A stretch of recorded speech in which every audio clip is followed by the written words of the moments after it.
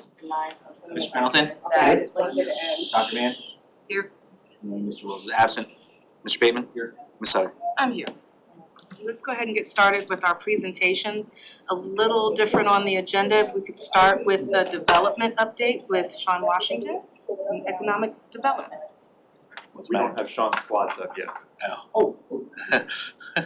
Something happened Yeah, so when in I open it opens on my computer. Technical issue. It's Technical I'm not able to put it on the TV. Sorry about that. That's no problem. This is not going to be the worst thing that happened to us today. I hope not. No, nothing's The worst thing that happened today. I'm minimizing all windows. Take care of that. Oh, my word. I know. It's the spirit of the statement. You know, it's saying access denied, but it won't let me scan it. It needs to scan. It's interesting when we get a lawyer's opinion on that statement. Yeah, but You emailed to her? I have some talent, I promise you. Sure you have it, right? yeah, but the problem is getting it off. Getting it on there. Yeah, because this only has C drive. Doesn't have S drive. We are there. Russell's gonna get on app. Yes. It's on a thumb drive, it's Yeah. not actually on it. He's in a deep, Mr. Melita. Well, let Sherry say, A lot of what's our our kids? Do you always think? Lots of different things.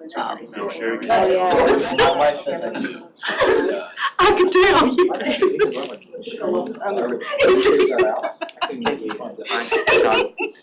Matt says this is only 6 minutes. I know we're on camera, so maybe that made it pause.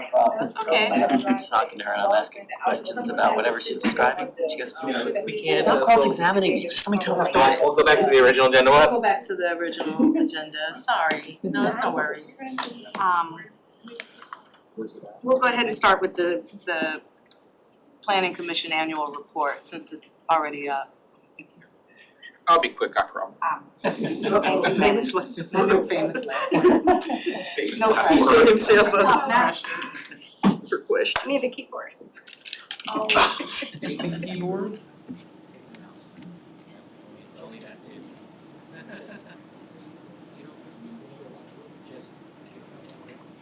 This is not connected to it. Yeah.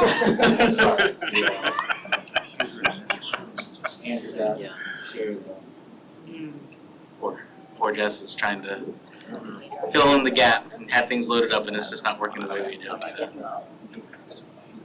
No, this keyboard worked. Turn it off and turn it back on.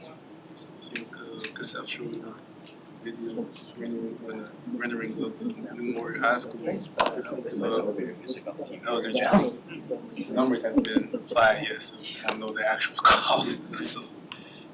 It's pretty. Have you seen it? I think I saw the news report. Okay, yeah.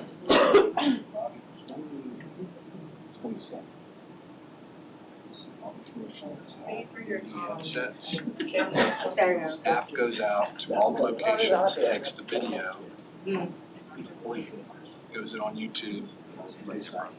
You can actually, with our headsets, see everything that we do. Yeah, once I I'm did a wine tour, wine tasting with that, and it was Italy, Italian wines, and it was 2 areas of Italy, 2 different vineyards and stuff, and it was the most amazing experience ever. So anyway, just futuristic view of planning. Yes.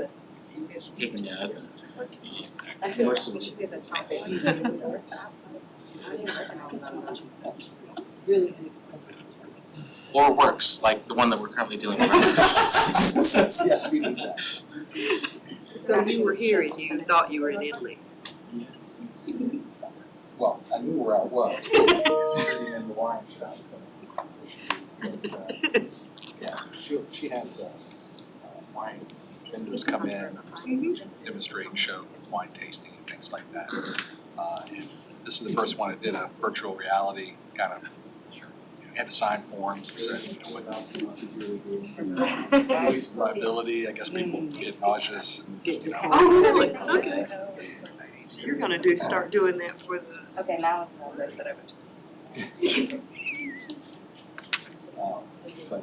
Yeah, the technology is actually, Meta and different companies have these headsets that are, the prices of them are actually comparison. And more people are developing what they call these 360 videos on YouTube. And pretty much anything you wanna see, think about going to Ireland, there's 360 videos covering all these different areas of Ireland. You just gotta have a subscription. The ABC agent was telling the applicant, yeah, I've reached out to the city and I haven't heard back, and I said, no, he hasn't. Last words. Your fault, but Pretty good. I think we are. Sorry, Madam Chair. Yes, everyone's good to go. Alright, good afternoon, everyone. I'm here to present the 2024 City Planning Commission Annual Report, a report that summarizes Planning Commission activity from the previous year, including planning and zoning applications, design review items. The report also covers construction and permitting, and there is a review of the Planning Department's work program. The submittal of the annual report is required by the Code of Virginia to be reported to City Council. So let's take a look at the data from 2024. Planning Commission met 23 times, holding 12 public hearings. In those meetings, you reviewed 181 planning and zoning applications and recommended approval of 93% of those. Planning Commission also reviewed 20 design review items. 19 of the 20 were adopted by the Planning Commission. With the one item that was denied was granted on appeal to City Council.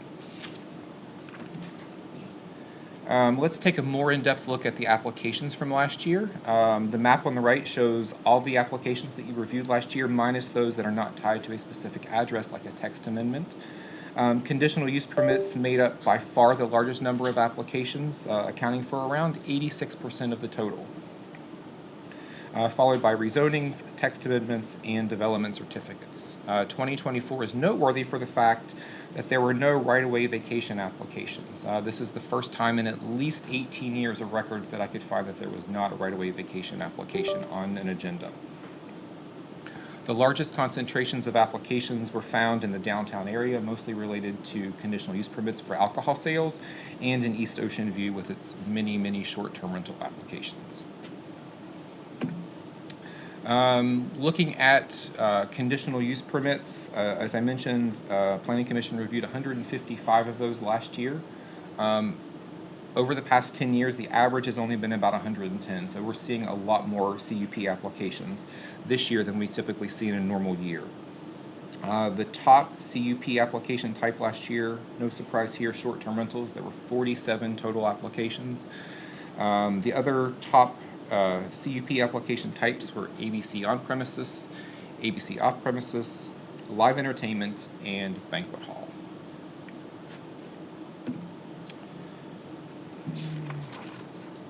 Looking back at the applications over the past 10 years, between 2015 and 2024, Planning Commission on average reviewed 159 planning and zoning applications each year.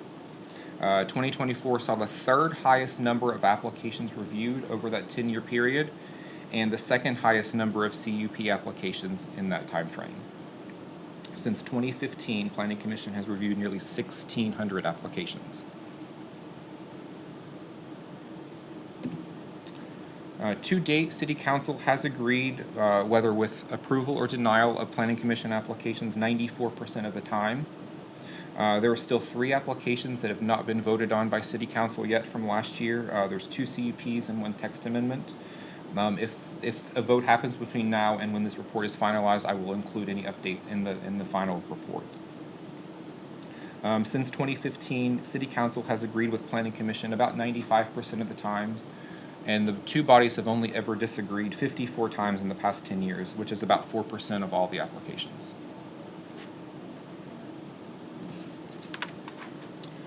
Another section of the annual report discusses construction and permitting activity from the past year. Last year, the Planning Department issued around 10,000 permits, and on those 10,000 permits, we did about 25,000 inspections. The map on the right shows all the new construction building permits that were issued in 2024. Single-family homes are shown in yellow. All other residential properties are shown in purple, and non-residential properties are shown in red. These are scattered throughout all areas of the city, but the heaviest concentrations were found in Huntersville, Bruce's Park, and in East Ocean View.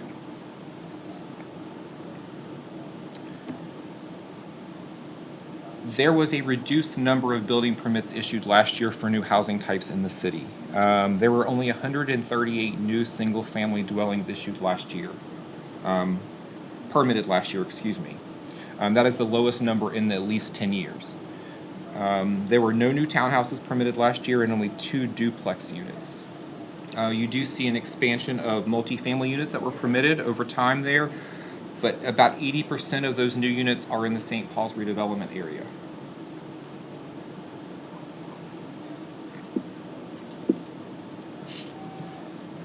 The final section of the annual report is a look at the planning department's work programs from 2024 and a preview of the 2025 work program. Several major projects in 2024 were completed last year, including the existing conditions report for NFK 2050, along with several zoning ordinance text amendments. Also completed was historic resources surveying for Anna Street and for the first phase of Lindenwood. This is just a sampling of the 2024 work program. The entire list will be included in the final report. Here's a preview of our 2025 work program. Items that we hope to start or complete in the upcoming year, or this year now. This includes continuing work on NFK 2050, and we hope to adopt the plan by the end of the calendar year. There's also a long list of text amendments. I counted 13 on our list for the upcoming year, for this year, along with additional historic resources surveying in Lindenwood, and we will be migrating our CPC applications to our online portal, allowing folks to apply for planning commission items online as opposed to paper like they do now. Again, this is just a sampling of what we have planned for the upcoming year. A full list will be included in the final report.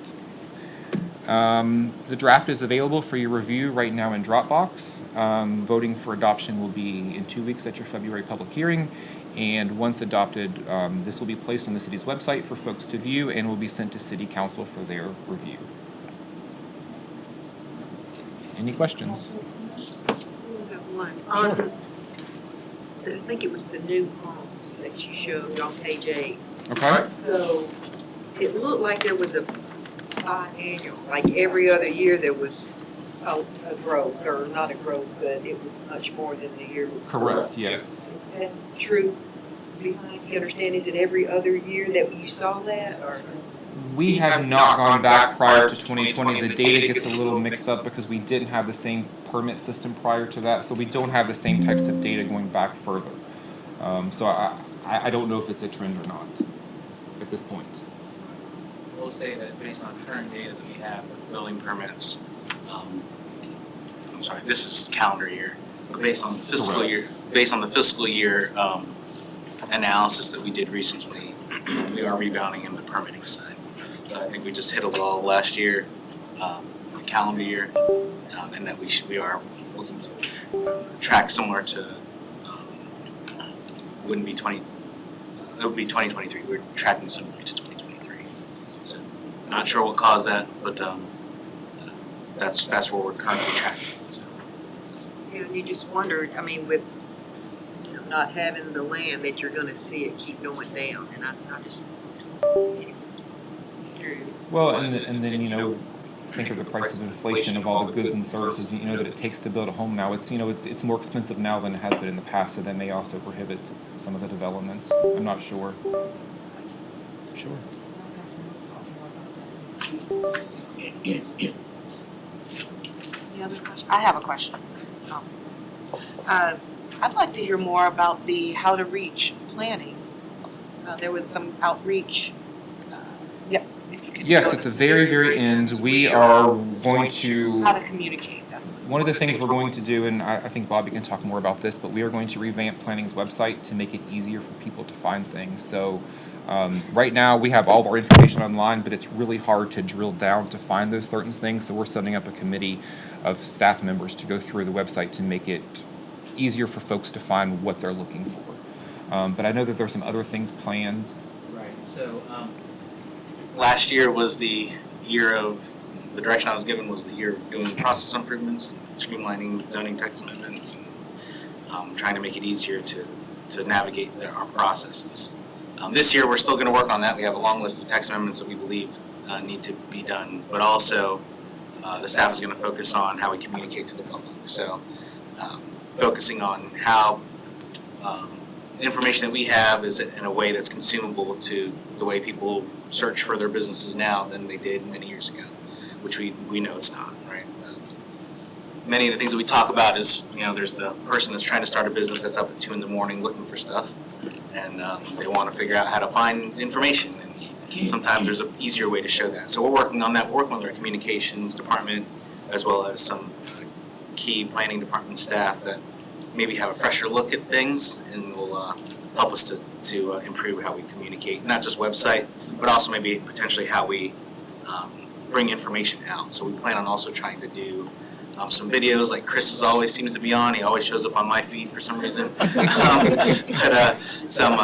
some, how do you apply for a permit? How do you, what's this? What is zoning? What is a COA? Things like that. There are thoughts to do that. We've got some that we want to do for the permit office because I think that one's a low-hanging fruit. We've got some better information that we've just got to display better. That we can get to the public. So those are all kind of part of it. It's a communication plan that we're trying to work through. So. That's exciting. Good job.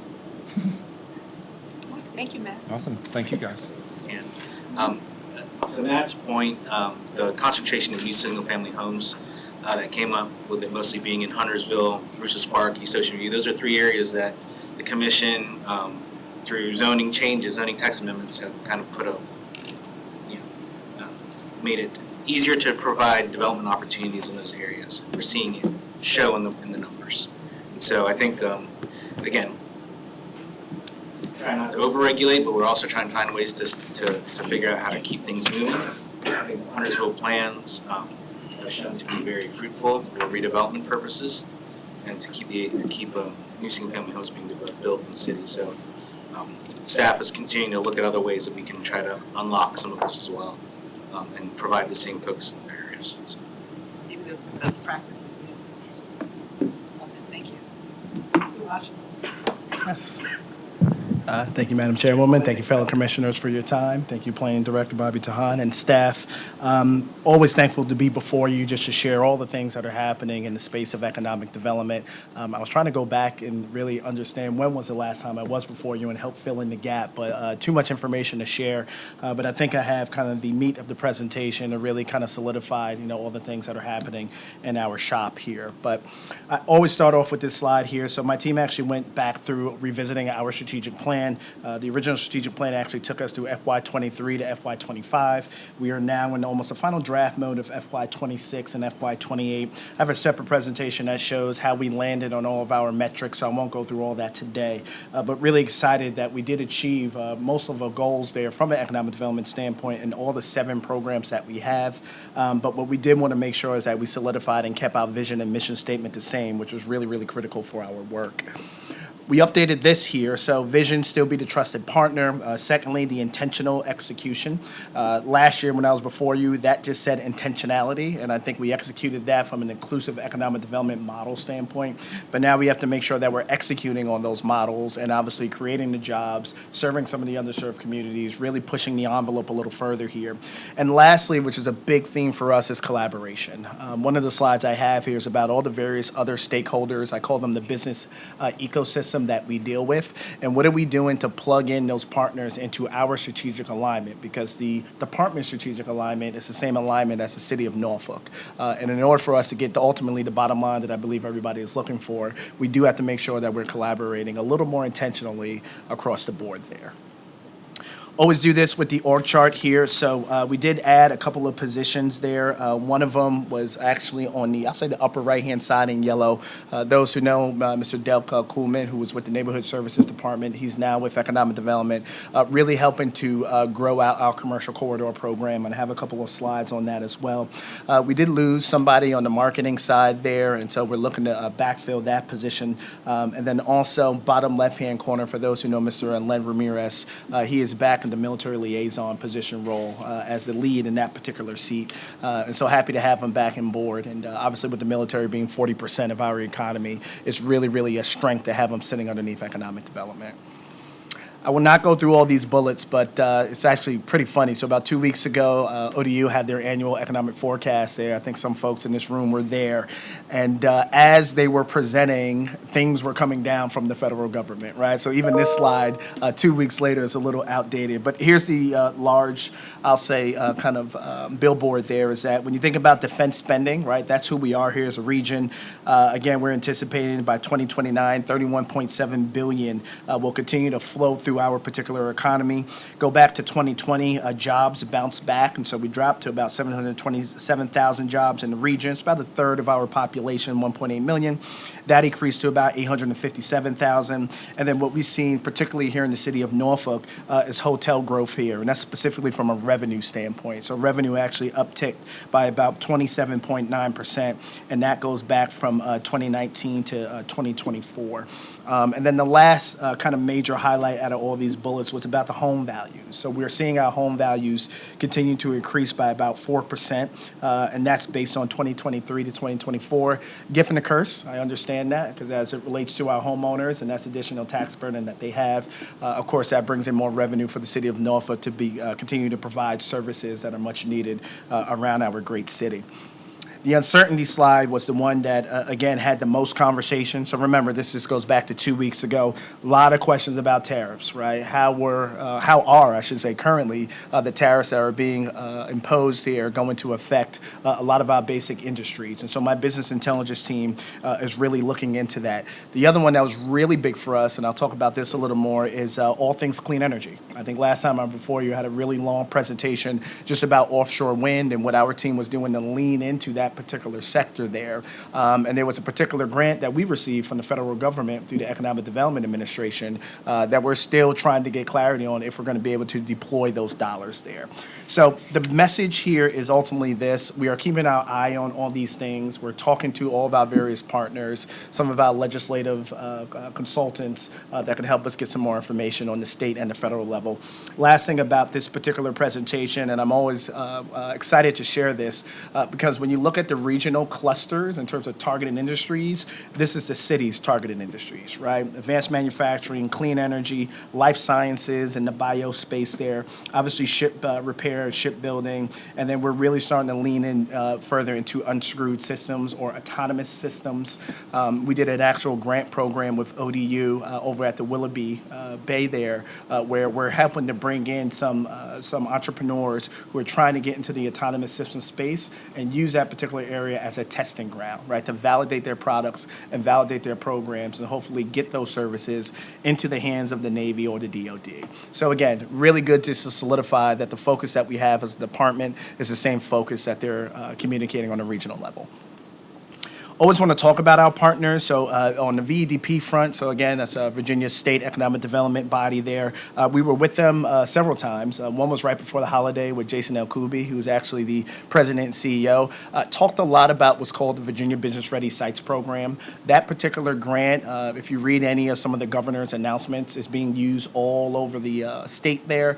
The problem that we have is that it's only for sites that are 100 acres or more. We don't have that here in the city of Norfolk. And so the conversation we were having was, what can we do to maybe take that same framework and use that for some of our urban cities and environments, so such as our downtown area here, some of our other Class A or Class B real estate products that we have in the market.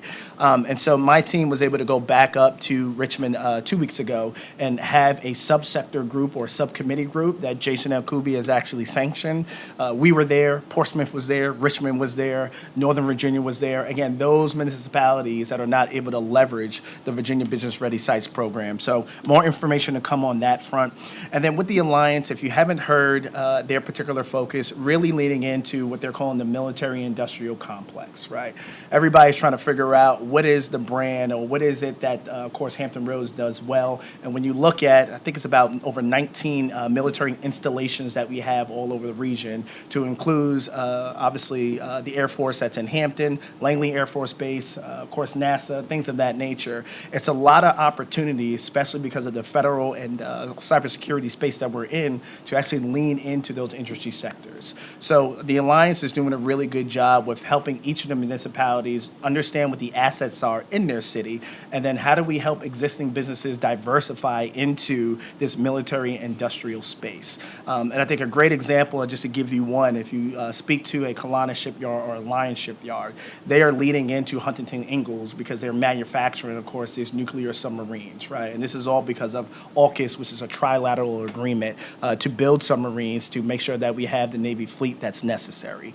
And so our existing business base is trying to diversify into that space, and we're trying to figure out how do we provide the resources and incentives and even additional land in order for them to do that. So it's a very clear strategic plan that's happening on behalf of the Alliance, and I'm happy that they're really leading the charge to help us be able to grow and be successful.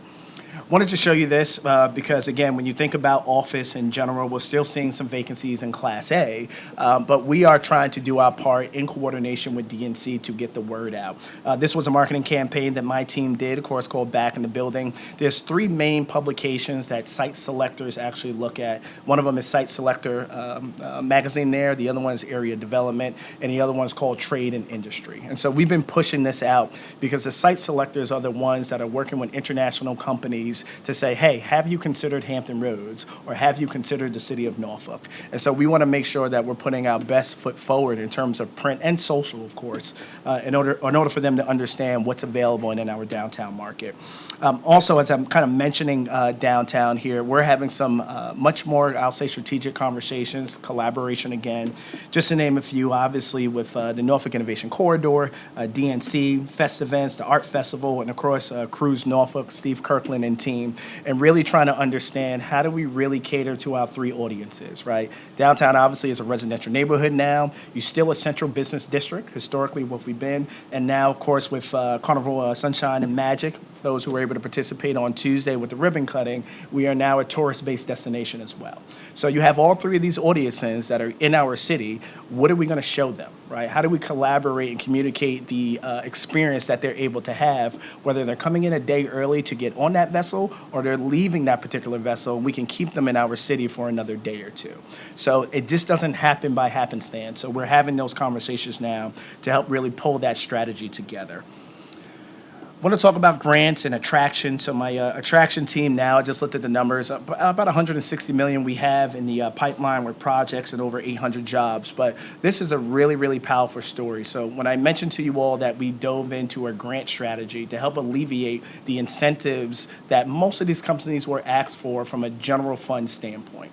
So we're leveraging state grants with the Department of Housing and Community Development, and then we're leveraging the federal grants. And the big one you see here, which is called PIDP, Public Infrastructure Development Project. That was the large federal grant we got from the Department of Transportation in the tune of $39 million.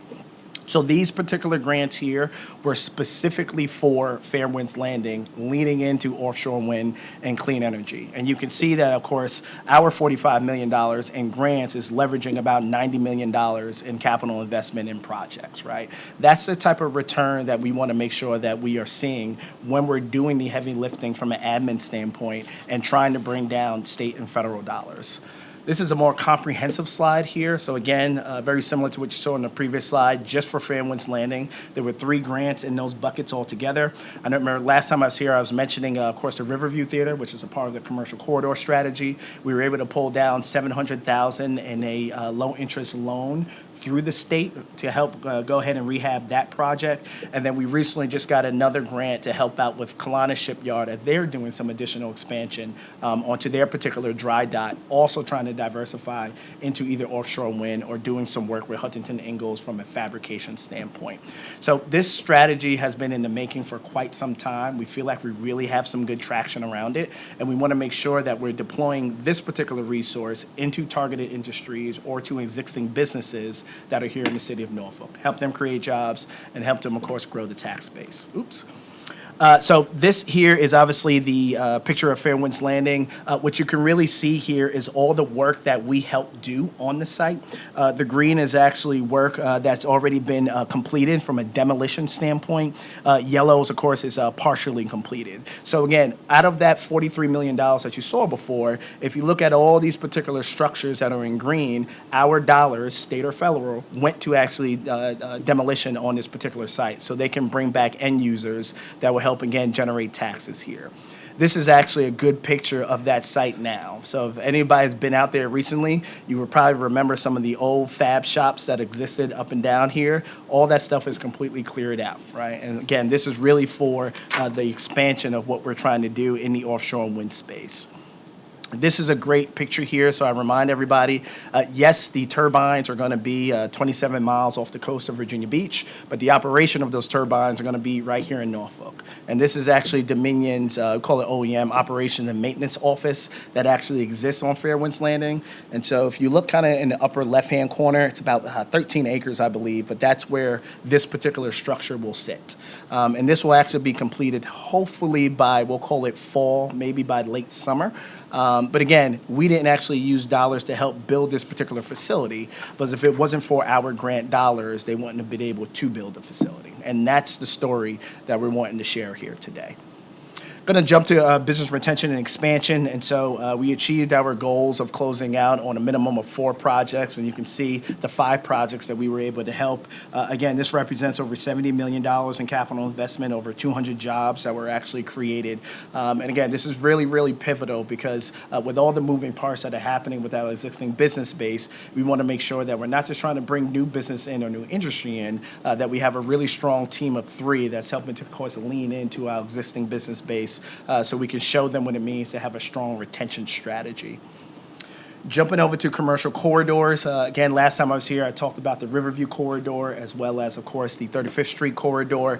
I would tell you that we closed those 2 corridors out. We deployed $1.2 million in grants between those 2 corridors, about 27 businesses altogether. When you look at the ROI there, based on all the project costs that they put into those facilities, it's over about $7 million that we were able to leverage with that $1.2 million. So again, even the same thing with the larger grants, we're looking for that ROI in terms of the critical dollars that we're putting into projects, and again, what's actually the return that we're getting based on capital investment that these businesses are doing. Here, we're now working on our next 2 corridors. So we're working on East Little Creek with the East Little Creek Task Force, as well as, of course, the Lafayette Corridor, again, with the Lafayette Fairmont Park Task Force there. So if you remember, we had a plan to roll out 4 corridors as a pilot. Finished 35th, finished Riverview, and now we're moving on to these 2 corridors. We have about $500,000 to do in facade improvement grants for both of these corridors. We've already done 1 round of those grants. I think we actually awarded about 5 businesses altogether, and then we'll be opening up the next round for grants starting in March. I think that's what I just told Russell there. So really excited about this. It's really tangible to be able to see some of the upgrades to the awnings and things of that nature that are happening. But there's a lot of excitement in the business community about this program, so we're going to continue to strengthen it. Talked about collaboration. I will not go through all these, but again, these are all the ecosystem partners, either downtown and the rest of the city that we're working with. Most of these relationships really yield to our small business or business creation and entrepreneurship team. But again, we're starting to see collaboration happen more with our attraction team as well as our business retention and expansion team. And so adding more particular individuals and personnel to economic development has helped strengthen these relationships just so we understand what their particular strategic plan is and how does it align with the City of Norfolk and Economic Development Strategic Plan. Want to jump over to downtown. If you haven't been in Selden Market recently, please go. You will know that the first spot there when you walk in off of City Hall, Plume Street there, we used to call it the Instagram space, that has actually been completely gutted and it's ready to be rented out. We're trying to get actually an urban grocer to actually go in that particular facility there. So again, we're working with DNC to see if we can make that happen. Restrooms and HVAC has been upgraded, and they're soon going to start the actual, I'll call it cosmetic updates in the rest of Selden Market. And we really want to drive traffic to this market, right? We still have a lot of small businesses that are there and thriving, and we want to be able to support them. Another great slide I like to be able to use. So when you think about all the projects that are happening, and this is again concentration on downtown, of course, it yields to about over $800 million in projects altogether. Some of these are publicly driven. If you look at, for example, Scope, Chrysler is on here, obviously MacArthur Center, Neon Streetscapes, just to name a few. This is the commitment that the city of Norfolk has into the enhancements of, I like to say, the next phase of our downtown. And this slide actually shows, again, some of the private projects that are happening within the city of Norfolk as well. And it's really helping to offset the public dollars that we're putting into the projects I put on the previous slide. And some of these are already been completed here. When you look at, for example, the Hurrah Players, that particular facility has been done. Fusion at Neon, the apartment complex, that has been done. Aspire at Church Street, we had a ribbon cutting there, I believe, next month. So again, a lot of these are moving in a great direction of completion, really showing, of course, the efforts that we're putting into our downtown district. Want to talk about Harbor Park a little bit, if you haven't driven through there. So there is a fence that is around Lot D, which is obviously the spot of the casino. And so they are actually starting construction as of this particular week. They've already mobilized on the site. A lot of conversations with Amtrak and Tide. So for example, that used to be the parking lot for the Tides. They're now parking in Lot E, which is over to the upper right-hand corner there. It's about 170 spaces that we're able to allocate for them. And then we have a drop and ride that's happening over there in Lot C, really just to help the transition of making sure that we're taking care of the Amtrak riders. Now, baseball season is obviously starting towards the end of March, so we're having the same conversation with the Tides just to make sure that they have the necessary parking needs to solidify the fans. I think the big message we've been trying to communicate is that we are an urban hub, right? We always talk about multimodal, so you don't necessarily have to drive into this site, right? Have somebody drop you off. Go ahead, take an Uber, park in MacArthur Mall, and take the light rail on in, right? All these options exist, and we want to make sure that people are leveraging those so we don't have some of the car congestion that we know we may see as we get into baseball season and heavy months of construction. And again, the casino itself, their temporary casino structure will be done by November of 2025, and then the permanent structure should be done by, we're saying, about fall of 2027. So a lot of things going on here. I think I got 2 more slides left. MacArthur Mall, I always had to talk about this. So I mentioned at council retreat in November. And so we had Gensler on board. They finished their study. We got another firm for tourism called HVS to finish their study. We work with finance to kind of understand what are some of the financial commitments that the city may need to make in order to redevelop the site. And I will tell you, we've had great conversations with private developers, and these are large urban mall private developers all around the country. And I'll share with you, just like I share with council, we're pretty confident that we'll be announcing a master developer here coming in early spring. So a lot more to happen on this particular site, but we are still managing the property and taking care of the existing businesses that are actually in MacArthur Mall. And then lastly, I did a same presentation at Council Retreat for Military Circle Mall, and I know this was very public. We also brought back Gensler to help us reimagine highest and best use for the site. What you kind of see on the southern portion of the site is all things residential, and that yields to townhomes, single-family homes, as well as multifamily. Upper left-hand corner, you're looking at more of a workforce or innovative district here. So we're trying to figure out what's the right industries to target or what's the right product that we need to build there to make sure that it's a job generator. And then the upper right-hand corner is probably what you heard publicly about us looking into ICE as it relates to sports tourism. And I always just kind of remind everybody, the ask that I've always had was to help grow the economy and expand the tax base. And so sports tourism is happening all around the country. And so we wanted to actually visit this because it leans into the health and wellness theme that we originally had back in 2021, and to ask the question with the facilities that are in Virginia Beach, Hampton, there's a new one in Williamsburg, Henrico County.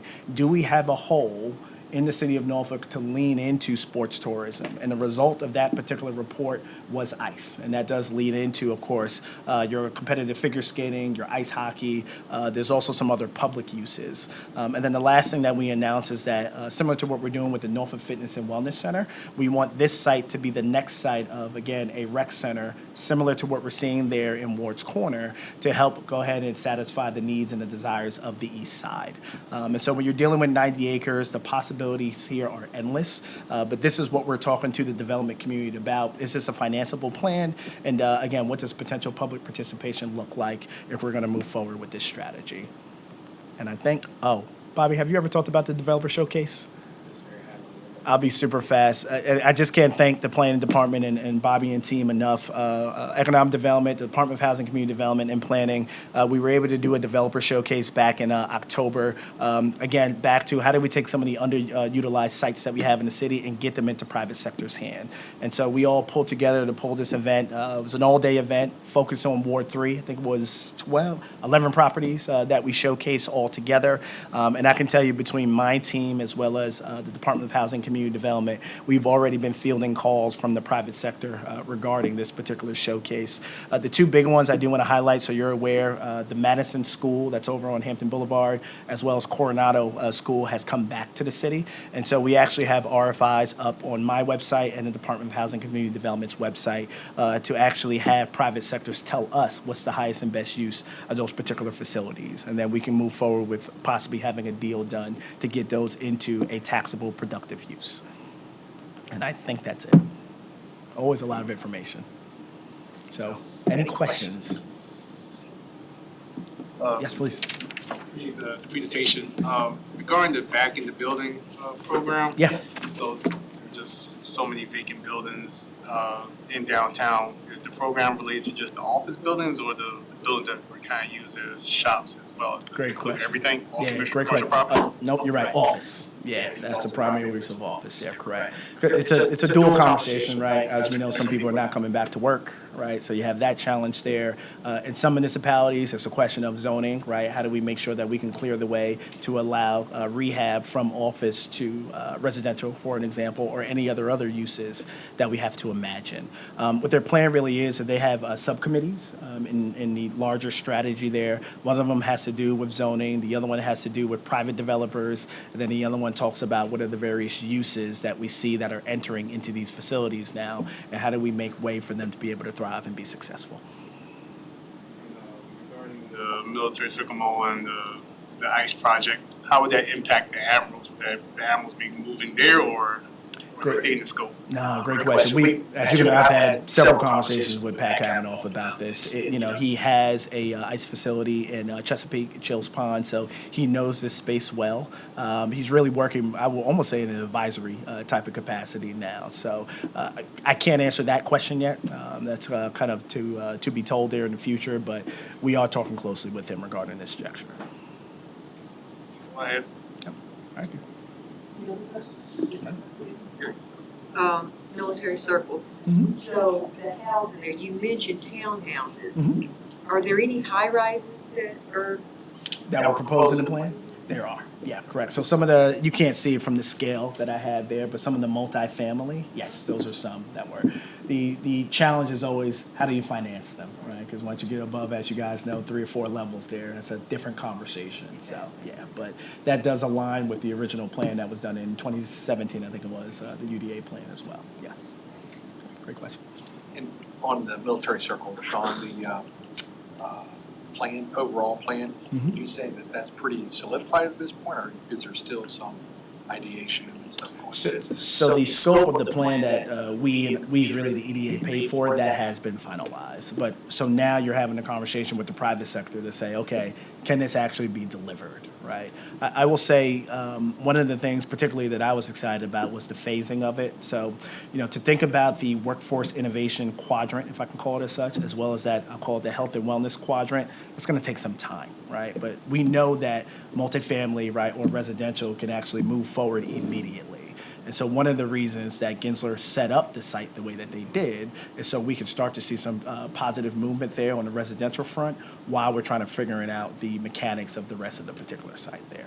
I always get asked about the city of Norfolk not having enough sports facilities to compete with and bring in out of town, dollars for large events like volleyball tournaments or pickleball tournaments or, you name basketball tournaments and things like that. So I wasn't sure if that was a possibility. It sounds like ice rink is. If I may, so, and Brian with Victor Sports Advisor, that was the consultant, he made it very clear. He's like, if you build another facility like you're seeing in Virginia Beach, Hampton, naming all the cities, like it is a race to the bottom. Because at that point, you're now having to incentivize those who are putting on these tournaments to use your facility over this facility. And he would not recommend that we get into that space. Our comp plan, the recommendation was that we collaborate on those types of discussions because you're right, it could be a race to the bottom. Yeah. We have too many of those things. Yeah. The other thing on MacArthur, I don't know if you can speak to any more specifics about where that design has landed. Are we talking about residential, business, Great. conversion? Thank you for that. It is completely mixed use in nature there. So yeah, you name an asset class, it's actually a part of the overall plan there. So yes, absolutely residential for sure. Even boutique hotel has been actually put into the mix of that conversation. Talked about the collaboration, like with the Norfolk Innovation Corridor. We're talking about, is there an innovation hub or building that could exist there? You couple that with conversations with EVMS and ODU on their merger. So all of those particular stakeholders has been a part of this conversation.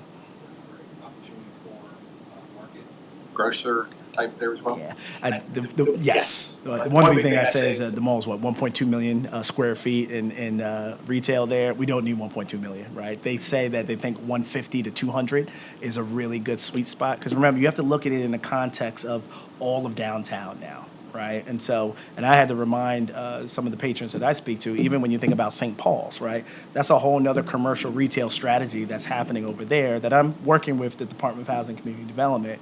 And so what you don't want to do is cannibalize, right? You want to give folks a reason specifically to go ahead and enjoy this retail here in St. Paul's, but then here's another maybe neighborhood serving retail base that exists downtown. So that is a huge part of the dialogue.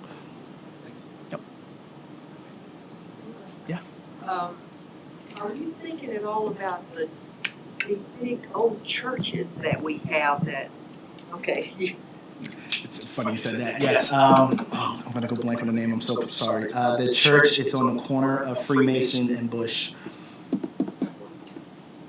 Epworth, yes. So that's a perfect example. I had a conversation with that development group, and so just a little bit of backstory. The United Methodist Church, when it actually closes a local ministry, it goes up to what they call the United Methodist Conference. United Methodist Conference has an exclusive JV real estate relationship with a group called Wesley Development Group. They're based out of North Carolina. All they do is church redevelopment, and I'd never heard of that before. So had a phenomenal conversation with them about 3 weeks ago to kind of understand what they see as kind of highest and best use of that facility. And it's exciting because we know how to rehab churches here in the city of Norfolk, right? Look right across the street at Freemason Abbey, of course, or the Methodist Church in Park Place, that's now apartments there.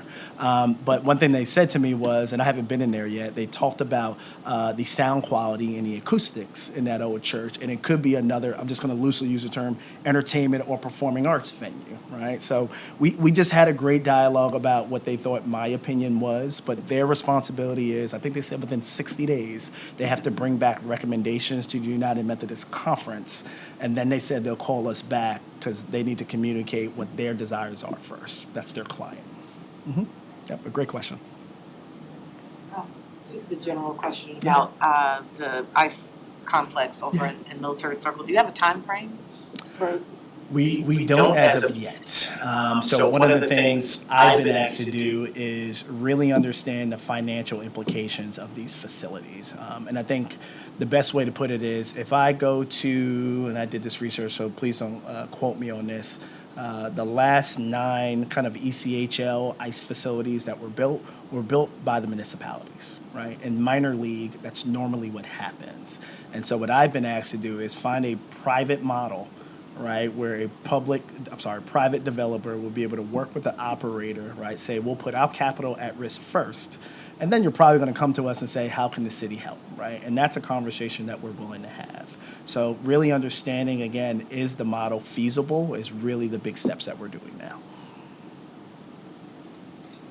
Any other questions? Oh, go ahead. So regarding the malls as well as Calvary Square and Young's, Young's, Young Park, with everything that's changing with all those areas, has there been discussions of percentage of rentals versus home ownership, or is the discussions haven't got that granular to that point now? that's, but not yet. Not Okay. yet. So if I go back to Gensler doing the studies for MacArthur for us, they took the affordable housing or the market rate housing study that the city of Norfolk actually commissioned, which of course was done by the Department of Housing and Community Development. They used that as their base to kind of understand, here's where you can fulfill this particular gap in housing need, and obviously leverage that based on, of course, the demographics of this particular area in itself. But to answer your question, they had conversations, Gensler, with Dr. Susan Perry and team, just to kind of get a better understanding. But at this particular point, we got to get a developer on board because they're going to be the ones to be able to say, hey, look, this is what's financeable, right? Versus this is what the city may have to step in and actually help to participate if this is the end product that you're looking for. Yeah.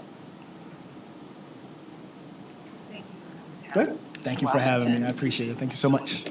Information, lots to think about. Thank you very much. Let's talk text amendments.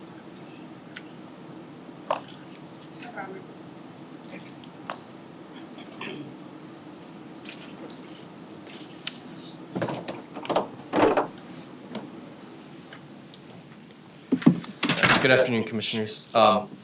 So this is a continuation of the presentation that you guys got in December regarding home occupations. And then we've worked on it a little bit. We want to kind of show you what we have so far, see if we're on the right track, and then see if you guys might want to initiate this in a couple months. So the original request to allow home occupation regulation should be loosened to allow massage therapists. That was a specific request. Someone wanted to be a massage therapist in their home, which is not permitted right now. During the December meeting, Planning Commission asked staff to explore if other home occupations can or should be permitted. So I'm just going to go over again a lot of what Jeremy went over back in December. You know, those what exactly our home occupation regulations are now, and then get into more of the discussion in a couple seconds. So home occupation is an accessory use defined as an occupation conducted in a dwelling unit. It's permitted in all zoning districts that permit residential dwelling units. So SF, MF, RC, C, D, HC, G1, TOD, PCO, and a bunch of the legacy districts. Essentially, anywhere that we permit residential, you can have a home occupation. But they do have performance standards that are separate from the individual use, but in conducting it in a home, these things need to be met. Incidental and subordinate to the dwelling, not occupying more than 25% of the floor area. Signs and outdoor storage are prohibited. The exterior of the building shall maintain a residential character and shall not be modified. Deliveries other than USPS, UPS, FedEx, that kind of thing are prohibited. No perceptible noise, odor, smoke, and there may be additional parking required by the zoning administrator depending on the home occupation use. So for operational standards, on-site consultation is currently prohibited, and employees who do not reside at the dwelling are prohibited. Either of those can be modified with a conditional use permit at the moment. On-site sale of merchandise to the general public is prohibited, and the following uses are specifically prohibited as home occupations: personal service businesses, tattoo parlors, therapeutic massage facilities, contractor's office with outdoor storage, vehicle sales and service uses, and nursing home or hospices. Does anyone have any questions on what is currently allowed now?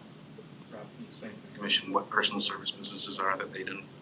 Yeah, so it's included but not limited to hair, nail, any type of beauty salon kind of thing as well. Is home bakeries on any list, prohibited list? They're permitted, but you can't sell directly from your house. So you can use home bakery as long as it meets the requirements of the Virginia Department of Health and all the other local requirements. then you can vacate at your home and then distribute it elsewhere. So what we've been looking at as a draft with staff is to permit instruction, consultation, and limited personal service businesses as home occupations by right, subject to the following: one employee and one client, or a group of individuals. The example I kind of used is that when I got married, our wedding photographer met us had an office in his house. This was in Pennsylvania, so it's not here. But we didn't want to limit. We didn't want to, we don't want to say like one individual. We want to say one client. That way, unless it didn't make sense for my wife to go one day and me to go the next day to get the presentation. By appointment only. We think this is a big one for both security and for the reduction in the amount of vehicles that are going back and forth, not having that walk-in service available. Complying again with the local and state requirements. And for personal services, we're looking at nails, hair, and massage. And the big caveat here is that we're specifically identifying the room and it have to be approved by zoning, building code, and health department as required. So we don't want just to say, okay, it's in the house. We want to say, okay, it's specifically in this area of the house, in this room, or rooms have it be, and that we know that those areas are functionally available for that use. And then we're also, in the draft, would maintain the CP requirement for more than one non-residing employee. This also kind of covers the music teacher loophole that we've kind of been looking at, not really looking at. That's what we're thinking for instruction, a meeting with a tax consultant, that kind of thing is what we're looking at here. Do you guys have any questions about that? Or any reactions, thoughts? So by right, meaning they don't have to go through any kind of permitting, but they still have to provide the city all the requirements for. Yeah, so like any business, they still need to get an inspection done by zoning. They need to submit the zoning permit, get any building code approvals they may need if it's a non-residential use, and the health department meeting the state and local requirements. Most of that would get caught during, someone would apply for businesses, that's how we catch us. I'm sure I have a question, for the person writing this. Well, for the designated space in the home, the rooms that are gonna be available, for the delivery of the services to the customer, is that just for the personal service category, or is that across the board for all home occupations? So it included the tax consultant and the wedding photographer. It can be either, but we're really thinking the personal service business, especially the things that are required the Virginia Department of Health approval.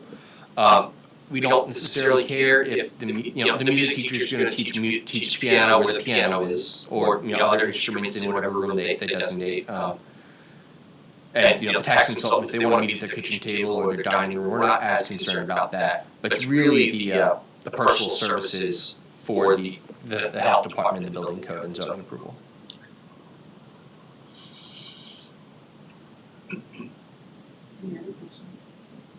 Okay, I do have one more slide that's a little more discussion. Staff did look at product or material goods sale and product or material goods repair. Ultimately, we feel like that's a step too far.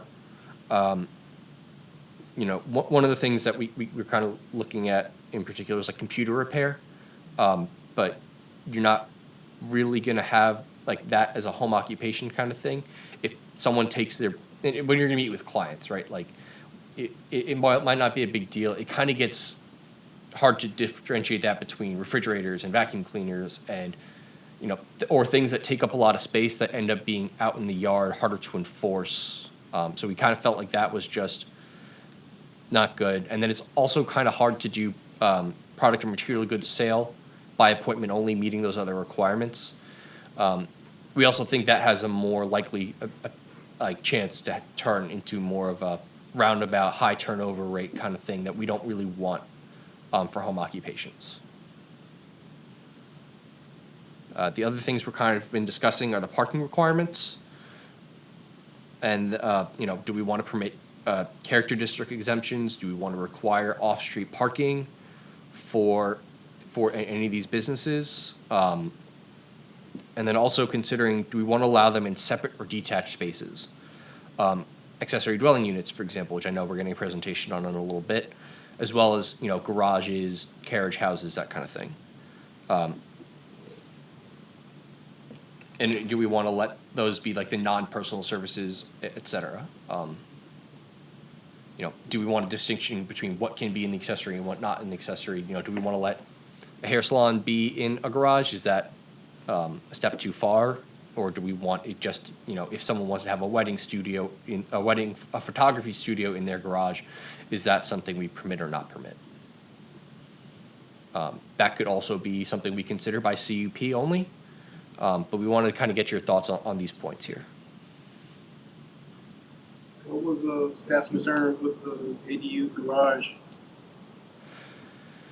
It functions more as a business at that point.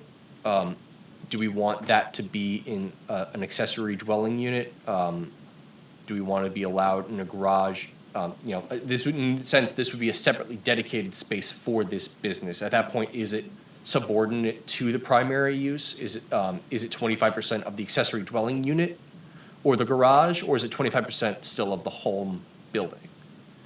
And again, once you start if you turn a garage, let's say, into a hair studio and you have 3 chairs, that's not really what the intent of the home occupation is. That's almost like running your own little hair salon.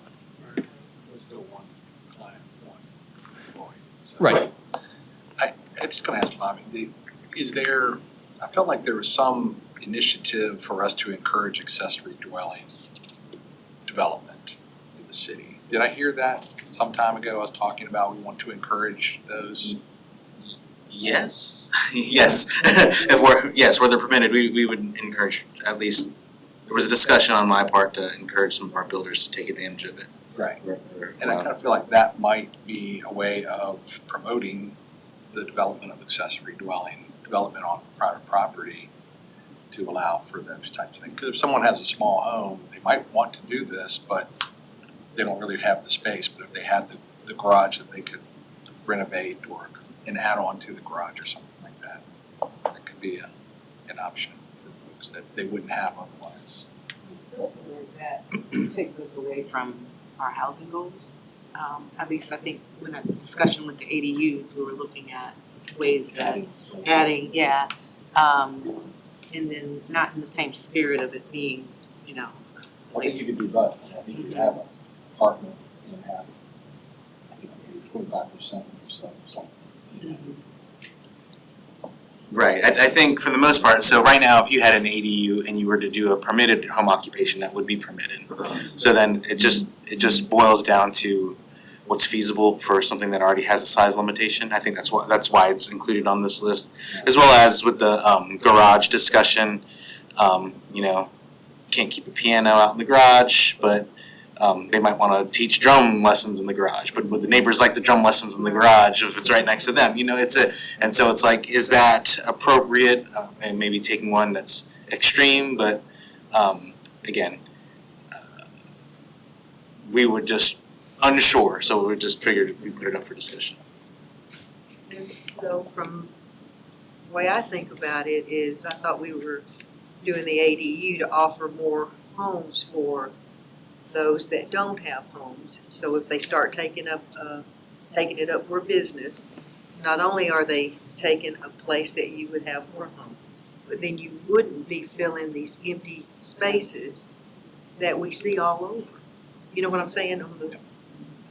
Yeah, I'm just So I'm envisioning not sure scenarios, what's it could be both. It could be a residential apartment as well as a, small business in the same unit.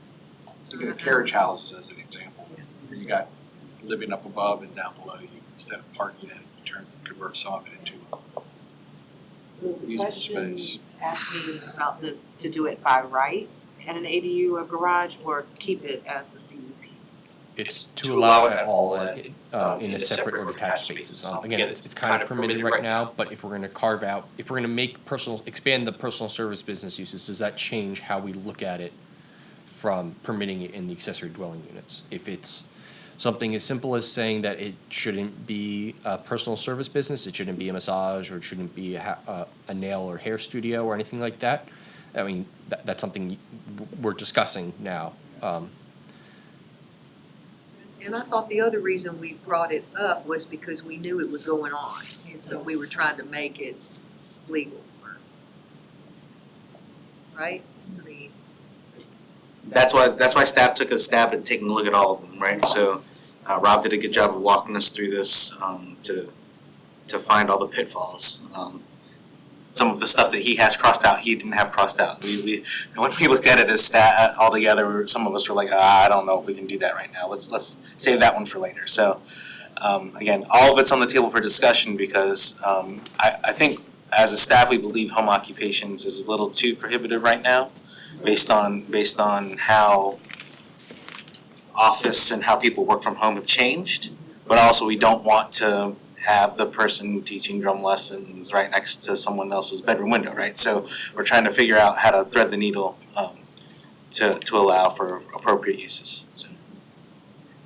I just thought of another question I didn't think of earlier. I don't know if Bobby or Rob can answer this. If we're still trying to figure out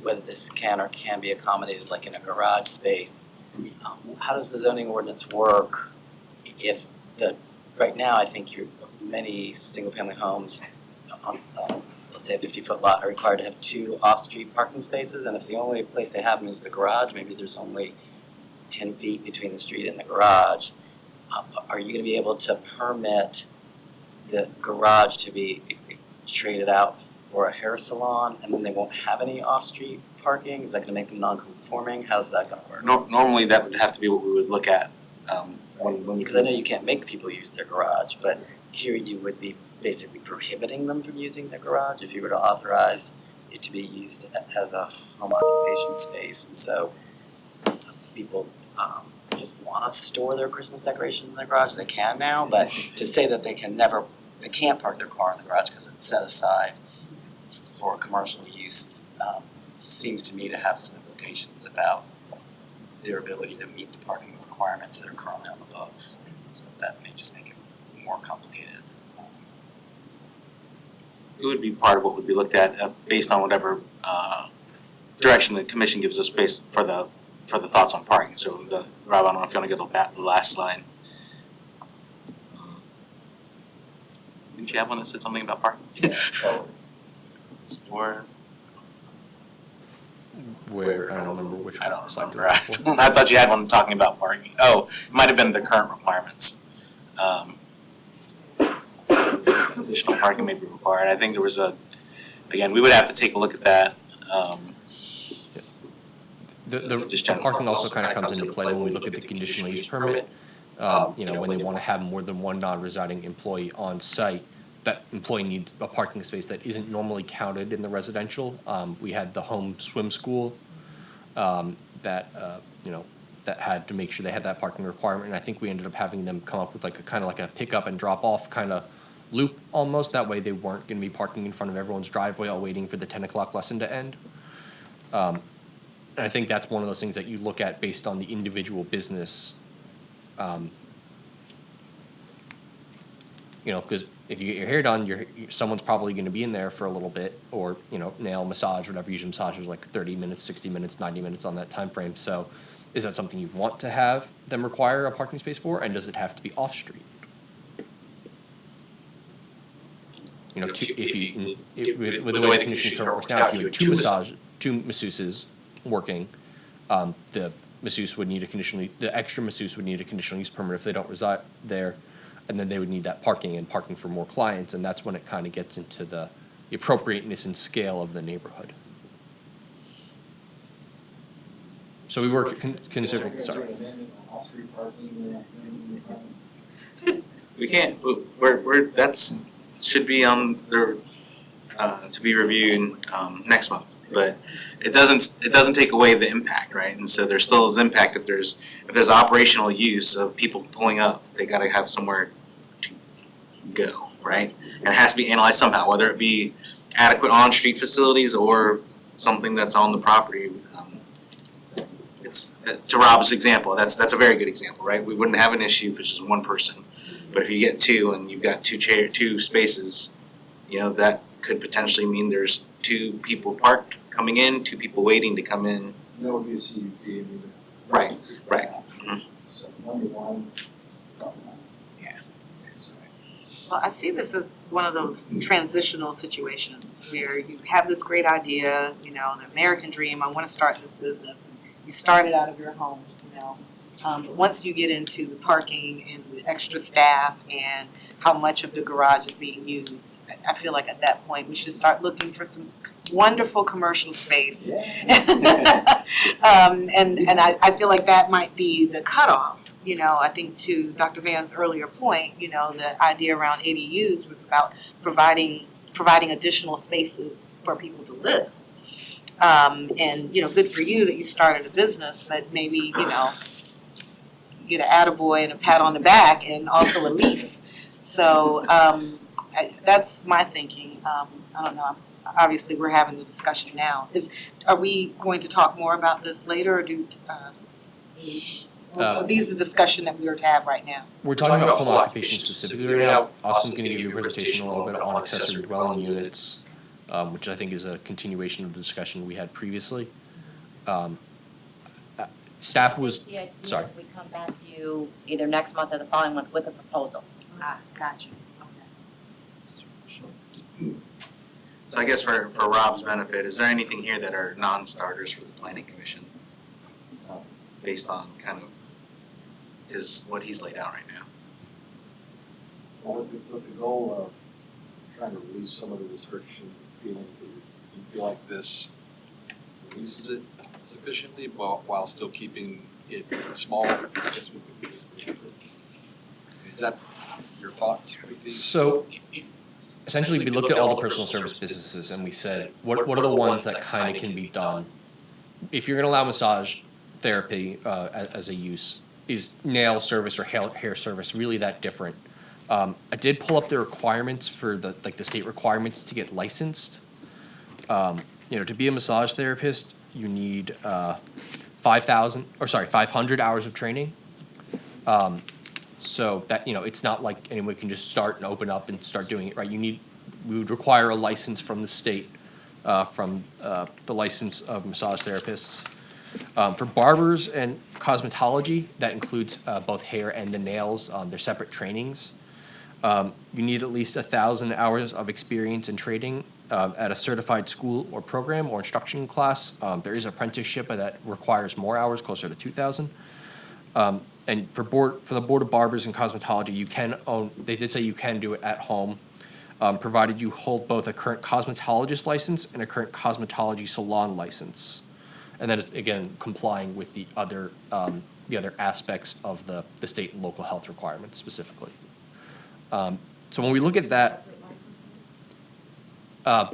massage is a separate board from barber and cosmetology. But the barbers in cosmetology, they have to have a barber's license and a barber salon license.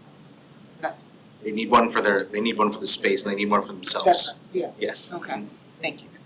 So the reason why Rob brings that up is because these are the ones that are highly regulated already, which is why we think that this is appropriate. I think that's a good way to put it. And again, we think with the conditions of having it be by appointment only and only the one-on-one thing, it shouldn't have as much of an impact on the neighborhood. It makes it more appropriate for home use in that context.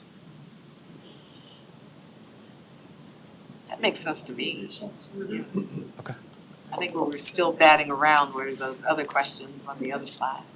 And if the commission feels like we just start with what we have here and we want to keep prohibit it in ADUs or the detached dwelling units and revisit it at a later point in time, we can do that.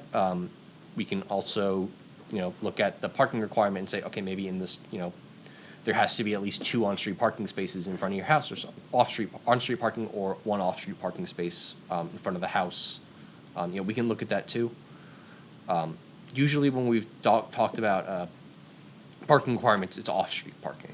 But in the coastal character district, it doesn't work because you don't have as much space in front of the houses and there's a lot of competition for the on-street parking. But maybe in something like suburban or downtown where we don't really have a parking requirement now anyway, there's more room in suburban usually, and in downtown, there's a lot of other alternate transit options. The big question, I guess, at that point would be the traditional character district. But we can look at that more. How do you guys feel about that kind of the character district exemption thing? Makes sense to me, yes. And I'm fine also with accessory dwelling, conditional use permitted. See how that goes, see if we get, a lot of people requesting it. That's really driving this, is we're seeing interest in it. Okay. We'll come back to you guys. If you guys choose to initiate it, we'll come back to you guys in a couple months with this. Next, we have conditional use permit.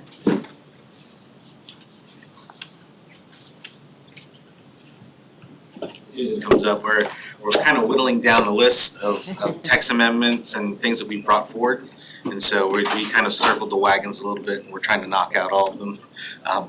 Took these three because we believe these were the easiest to group together, with probably a long discussion next month about the current parking requirements before we take any further steps. So that's why I've got all three of these on here. So. Okay. Good afternoon. So at your retreat in the fall, we presented to you several uses which we thought we could eliminate the conditional use permit for. So you had some discussion. We think we heard what you wanted, so I'm back to present kind of what we heard. All right, so the first one, convenience store. So what is a convenience store? Our definition. Typically less than 5,000 square feet, sells a range of everyday goods such as groceries, toiletries, soft drinks, and ready-to-eat food products, not intended for on-premise consumption. We also require a generator in case the electricity goes out. It's somewhere people can go and still get their cold foods.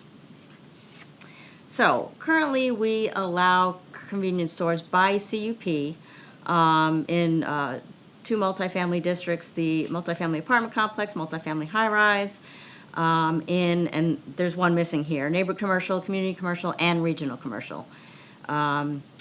We also allow it in all downtown districts, in both light and general industrial, in our historic West Freemason 2, so there's 1 and a 2. The 2 is the more mixed use of the two, the East Freemason Historic District. At the airport, it's permitted within the airport, but on airport grounds, so there's other property that's Zone A, that is, requires a conditional use permit. In University Village, East Beach Harbor, both of our transit-orient districts, in the Granby-Monticello Corridor Mixed-Use District, and in our PCOs, so that'd be Collie, 21st, Riverview, and 35th Street. So that's right now where convenience stores are allowed by conditional use permit. What is the difference between a convenience store and a grocery store? So mainly it's the square footage. Generally, convenience store, we see about 5,000 square feet, and these are pretty accurate if you look at convenience stores where we've looked at to given conditional use permits to, and then grocery stores, we say 15,000 square feet approximately. Products sold, so we kind of have a description of which products can be sold. Big difference kind of in the convenience store, not intended for on-premise consumption. Whereas in a grocery store, it says may include accessory uses including prescription, pharmacy, or delicatessen. Sometimes that delicatessen may have on-site seating, so that's a difference there. As far as ABC sales, so in a convenience store, automatically requires a conditional use permit. In a grocery store, you only need a conditional use permit to sell alcohol if it's less than a 6-pack or wine less than 375 milliliters. And then if more than 10% of the gross floor area of the establishment is used for the sale of alcoholic beverages. So that's when, if you're a grocery store, you need a CUP to sell alcohol. For smoking or vaping products, both of them need a CUP. So just a map showing convenience stores. The red are the ones where there is alcohol sales, and then the blue, no alcohol sales. As you can see, most of them do have alcohol sales. So we took a look. Over the last 6 years, we considered 6 conditional use permits for convenience stores. Out of those 6, only one of them did not request ABC or smoking or vape. So in other words, most convenience stores are going to be asking for smoking and vaping. They will still be required to get a conditional use permit if they ask for alcohol or smoking or vaping. So out of all of those, again, only one of them would have been allowed by right under the amendments we are proposing. Staff recommendation. So our recommendation would be to allow convenience stores by right in the following districts. So in the multifamily apartment complex and high-rise, again, all 3 commercial, the neighborhood, the community, and the regional. Downtown districts, we've been in conversations with Mary. She thinks she's comfortable. She does want to bring it to her executive committee. I promised her we'd continue to have that conversation with her. In our light and general industrial, the TODs, and the Granby Monticello Corridor Mixed Use District. Again, still requires CUP for the alcohol and the sale of smoking or vaping products. So I'll stop after each one of these uses and we can have discussion. So that's the end of my presentation for that one. What are your thoughts? Okay.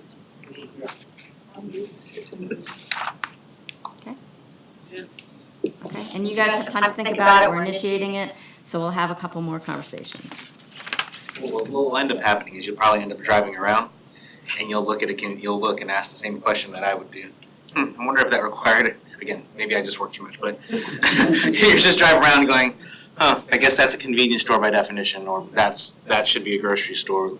We just went through that right now. Susan last week kind of went through a list of things that I didn't think were grocery stores that were grocery stores, convenience stores.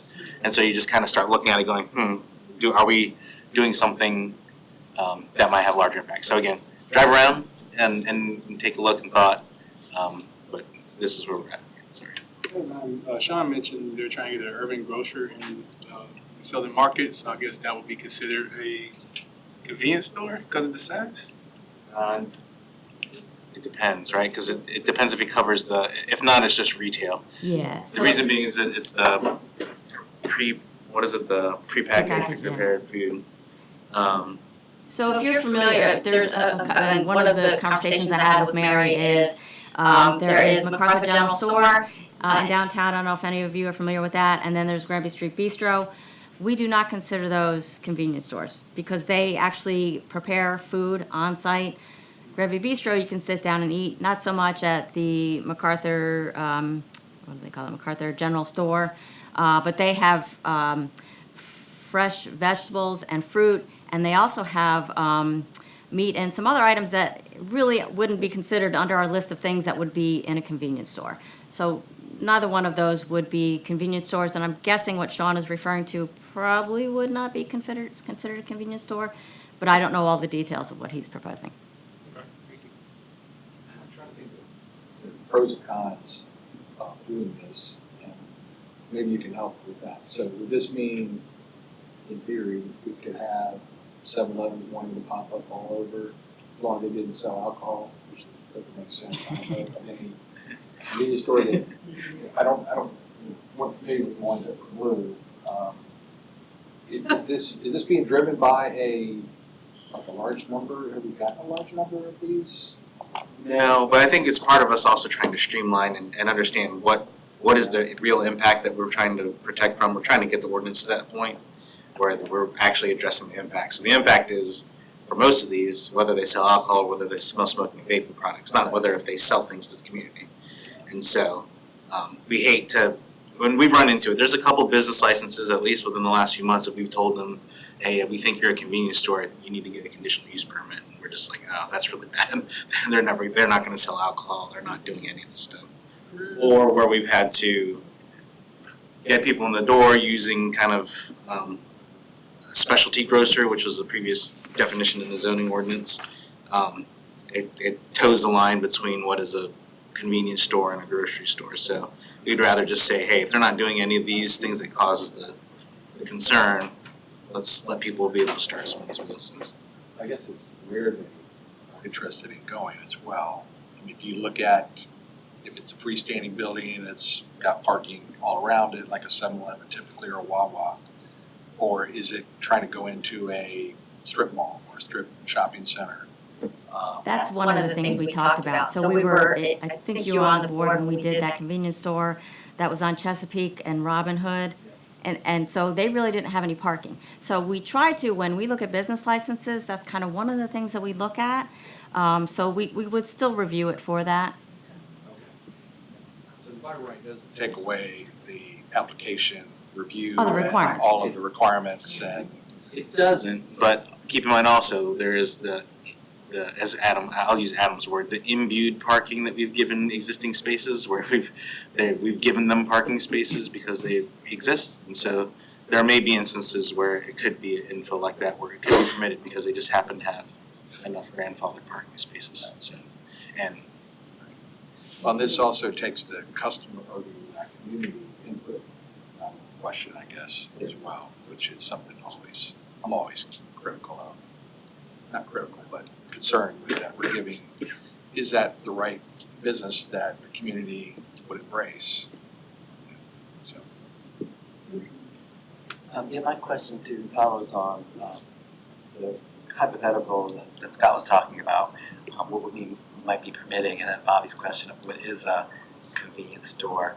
Does Norfolk have, do you see proposals for what I would call an illegal convenience store? In other words, they're selling convenience store products, but it's 8,000 square feet or it's 10,000 square feet, so it's illegal? Or is a 8,000 square foot convenience store just a different kind of use? I don't think it actually says 5,000. I think it says generally, or Typically, your there's a general is legal more word of a there. definition than it is a requirement. So there isn't any such thing as an illegal convenience store? So a Dollar General that's selling convenience products but is over the presumed limit is just a different kind of use, or is it an illegal convenience store?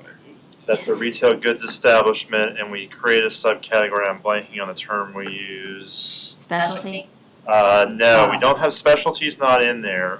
No, we made that up. But we do have, for the Dollar General, Family Dollar type of businesses, we do carve out a separate definition under retail goods establishment that speaks to that 15,000 square foot size store.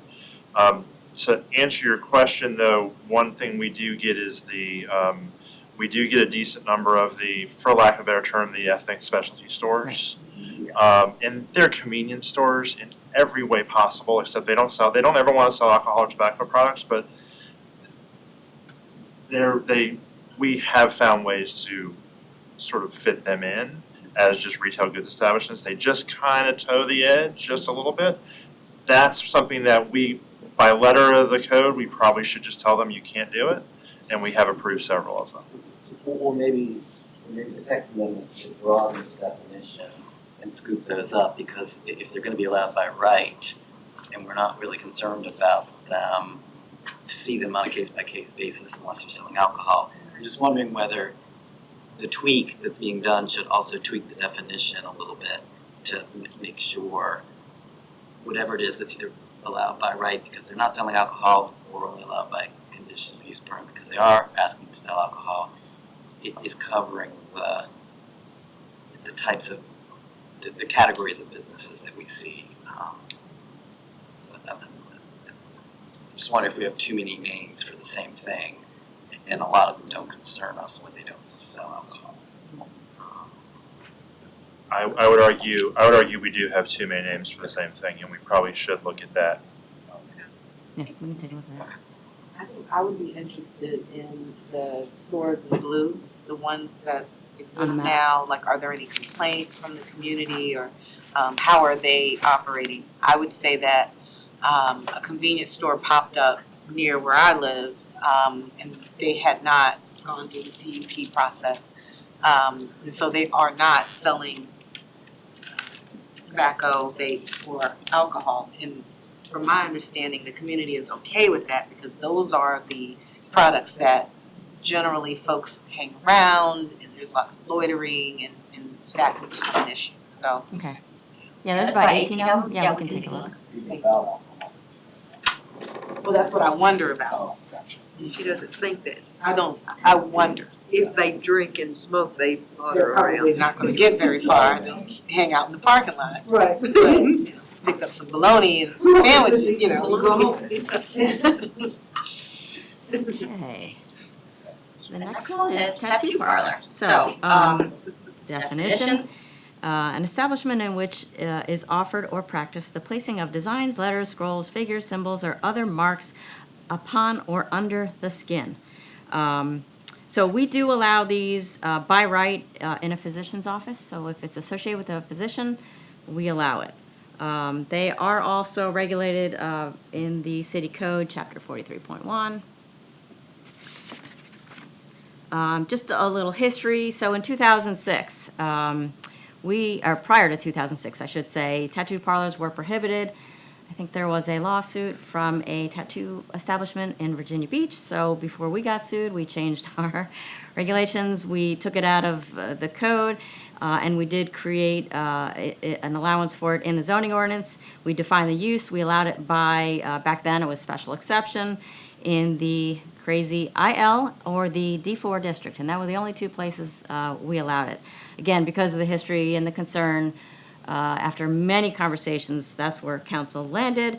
And then they also restricted the use from being 1,000 feet from another tattoo parlor or school and 100 feet from any residential district. Fast forward, we approved a few. We weren't having the issues we thought we would. So in 2016, we amended the zoning ordinance again, and we allowed it in the C2 and C3 districts, which is now CC and CR, but by special exception, now CUP. And then we did eliminate the buffers, so the distance from other tattoo parlors and schools. So permitted by CUP in additional districts. So the current regulations, we allow it by CUP in, as I mentioned, the CC or the community commercial and the regional commercial, all downtown districts except for downtown St. Paul's, in light industrial, and in the only PCO we allow it in is 21st Street and Collie. Again, they are still required to meet the city code, and there are state regulations as well for tattoo establishments. So these are all of the, and we probably have a conditional use permit for all of these. So what is our recommendation? Again, so we've been allowing them since 2006. We have found that we are just simply not having issues with these establishments. So allowing them by right in the same districts now where we allow them by CUP. So again, the community commercial, regional commercial, downtown except for St. Paul's, light industrial, and in the PCO 21st Street. And I did talk to the GBA, and they are more than glad to make that amendment. So any questions on this one? Would Riverview PCO be open to that as well? So we can talk to them about that. So we were moving forward with ones we didn't have to do outreach with, but we can talk to them. Back on your other slide, would this be considered one of those home business one-to-one operations, given it's highly regulated? They're there for a long time, obviously. The reason we didn't want to look at this one is because tattoo parlor is currently by CUP. We also think this, council's already had a tough time. We've talked to them about this before, getting this use from CUP to by right. We think it's just one step too far. The city code regulations for the space are very rigorous. The sanitation requirements and the other requirements are much more rigorous than a hair salon. You need special materials and other things, so it really was not analogous enough to the cosmetology or the barbers to include it, in my opinion. I've seen some of that stuff they put on women's hair. It's like probably metal. Okay. Yeah, you're good. Okay. All right, moving on to the next one. Electric vehicle charging stations. So what is that? It is open to the public. That's key. Commercial establishment designed and intended to transfer electric energy by conductive or inductive means. So just to be clear, It is not considered an electronic vehicle charging station if there are less than 4 and it's not open for commercial use. So I'm a business, I want to have them for my employees, you're fine, it's not open to the public. I'm an apartment complex, I want to have them for my tenants, not considered an electronic vehicle charging station. Okay, open to the public, and there's more than 4. All right, so right now, we allow them by right in the Business and Commerce Center 1, so we have a BC1, or a BC1 and BC2, so it's just in the BC1. The other one is a little more industrial. They are permitted by CUP in community commercial and regional commercial, light industrial, and general industrial. The city did have a study done. I believe that study, actually it says underway, I think it is done. And then over the last 2 years, we have approved 2 conditional use permits for electronic vehicle charging stations. One was at the Outlet Mall. They had, I think it was like 12 spaces in the back, and then that little parking lot outside of IKEA. Okay, so, and I think those taken from the study. The blue ones are private, and then the, and we'd have to look how they define that. The green ones are public.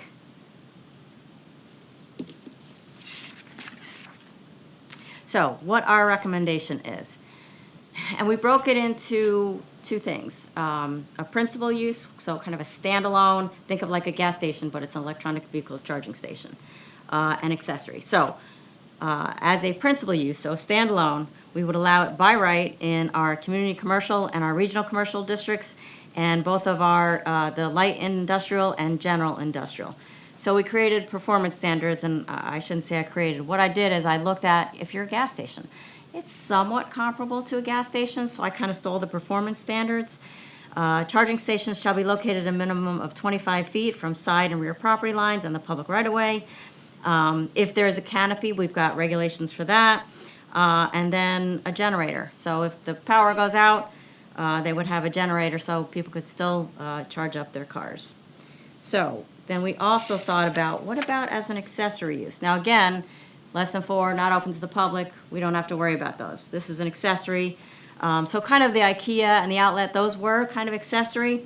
So again, we would say by right in the community commercial and regional commercial, in light industrial and general industrial.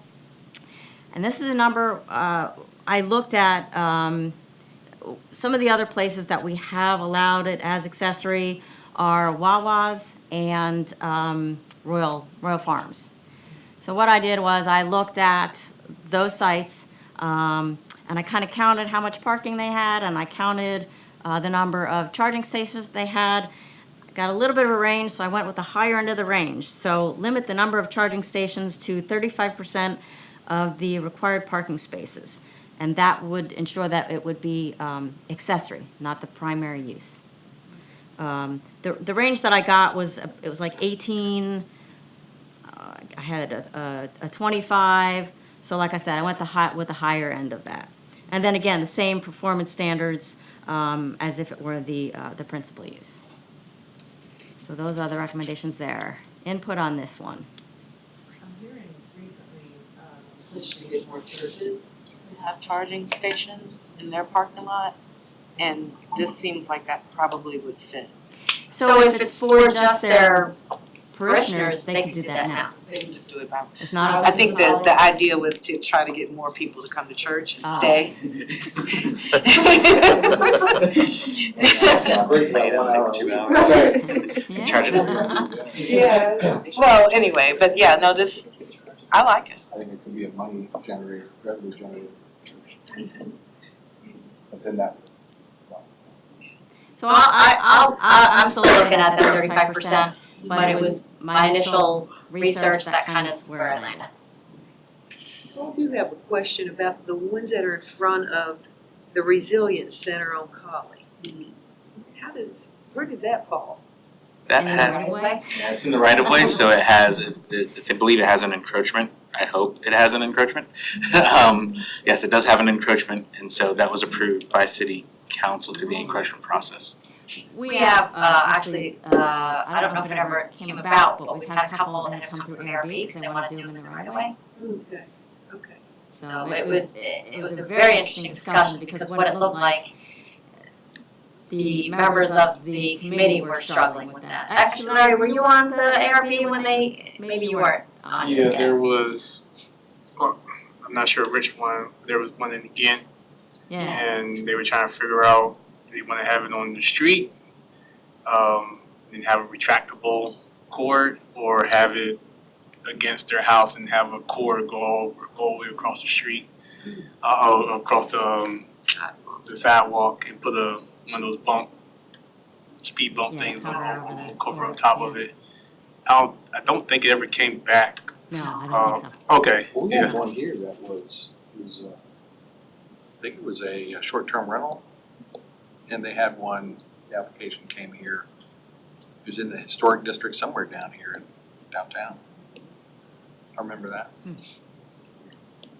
There's one unit, one charger. There are a couple floating around. Okay. So we seem, oh, go ahead. We're still playing around on the standards. So the distance, again, noting Susan, trying to be uniform with the gas stations. We know that some of these sit in parking spaces, so the 25-foot from the side and rear property line, there's a distance, it might not be that because of the fact that that's more for the distance for pumps and safety and air, while some of these sit on parking spaces that already are closer but are required to have a buffer. So maybe the buffer is more important than the foot and how far it is. So again, we're just trying to put placeholders here to say we're going to continue to look at this to assure that this moves the needle and is able to keep going. We can also look to see, especially for the accessory ones, if you wanted us to look at other places that might have large parking lots like institutional uses, if you'd like, Ms. Sutter. I think I would. Okay, and I am. I like the directions. That's great. I'm curious about, you may have already looked at it, or maybe it's on the list, but I just didn't know engineering wise if some of these already have generators, the reason to I don't require it know. makes perfect sense, but it also occurs to me it'd be a big generator if you were charging 10 cars. If there was a hurricane and the power's out, I think everybody is going to get their cars charged, because the house doesn't. I just didn't know if those exist, or if we know they can be, run off of generators. They may have now, I don't know, it's something I gotta find out yet. There's most of the electric vehicle charging stations, due to the amount of power consumed, are strategically located near transformers and main power lines of the, again, this is just part of that business. So the first one that we had in the city at Janif also has one that has charging stations at the Wawa, but if you go to Janif, they had to put some additional transformers to carry the load, but the Wawa doesn't. And so there could be something, the way that they're designing them, as Susan said, that might already meet some of that criteria. So maybe we do a little research and digging on that, so. I think you're speaking to the need of us having resiliency hubs, but that's another discussion. Thank you, I appreciate it, Susan. All right, the last one. Artisanal production. So, COVID hit, in downtown, they were really struggling to fill in some of their retail spaces. The one that I dealt with, there was a gentleman that wanted to build cabinetry, but also sell it. Problem was, it was a good portion of it was actually, we would have considered it manufacturing. So we said, you can't do that in the downtown district. So we came up with something called artisanal production, and we allow it in downtown.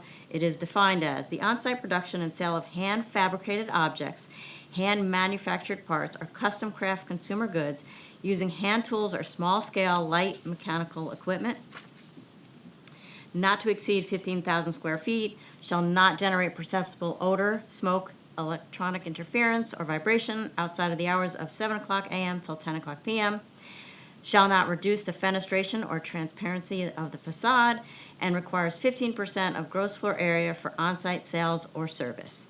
So, some examples, apparel manufacturing, cabinetry, small-scale food production, furniture making, glassworking, jewelry making, metalworking, pottery, woodworking, and small-scale hydroponic or other agricultural production.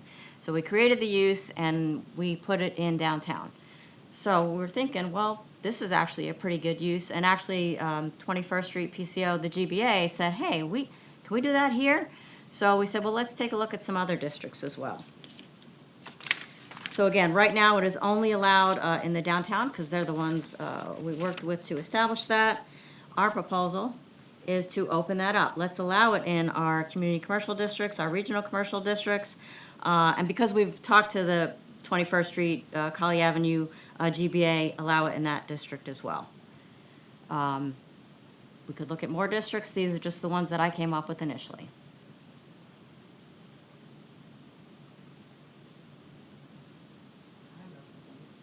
That's great. Looks good. Okay. So again, if you think, ponder, if you've got questions, let me know. We can add, change. But we'll do initiation in at your public hearing, and then hopefully it'll come to you in March. Okay? Unique areas, you guys look at other cities, how they control similar. Andrew did initially when he brought it to you. I mean, like, Oh. everything that we talked about, that Oh. presented all the way through and all. Generally, we try to look. Generally, we do try to look at comparable cities. Okay, good. Thank you. Thank you. This is our last presentation, accessory dwelling units, ADUs.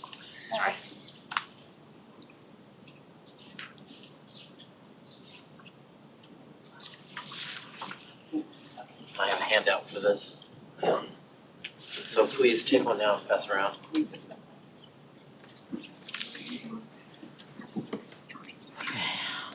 I'll wait till all of you do one of those, but it's nice to see you all again.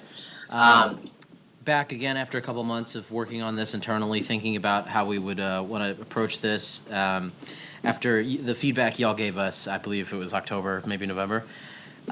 So accessory dwelling units. I'll start with a brief recap of what we spoke about a few months ago because it was a minute ago now, and I believe one or two of you wasn't there at the time. So we'll go back over this. Here I passed out in front of you the current performance standards and the proposed performance standards on page 2. So you can jump ahead of my presentation to read those if you'd like, but I'll get to each one of those changes here in a moment as well. So again, here are the current performance standards. I won't go through every single one of these. The main takeaway here is that is it a secondary dwelling unit established in conjunction with and clearly subordinate to a principal dwelling unit, whether part of the same structure as the principal dwelling unit or as a detached structure on the same lot, which has a separate kitchen, bathroom, and sleeping area. Those are the big three things that make an ADU. So again, more of the recap. What does an ADU look like? Detached, attached, or interior. All of these are forms of an accessory dwelling unit. The most common is probably detached, but we see a lot of, or we've seen a few attached as well. Not as many interiors, because that typically has to be built while you're building the house. So with some of these changes, we would see more of those if you were a little more permissive, but it's not something that you can retroactively do quite as easily. So this is where it's allowed currently. It's allowed essentially everywhere that, in all of our residential-based zoning districts that allow single-family dwellings. So all the single families, all of the other 3 zoning districts that also allow single-family dwellings. Again, couple quick examples. These are 2 we permitted by CUP. The one on the left there is on the left portion of the property, that little one-story portion. That's in Colonial Place on New Jersey Avenue. That was a number of years ago. And the second one is in the second story of that garage there. It was I believe that one is, I can't remember which street it is, but it's a block or 2 off of Colley. The couple that we permitted by right here is an example in the Larchmont neighborhood that had to be elevated because of the floodplain. This one is pretty interesting because I think it has more porch space than it does living space.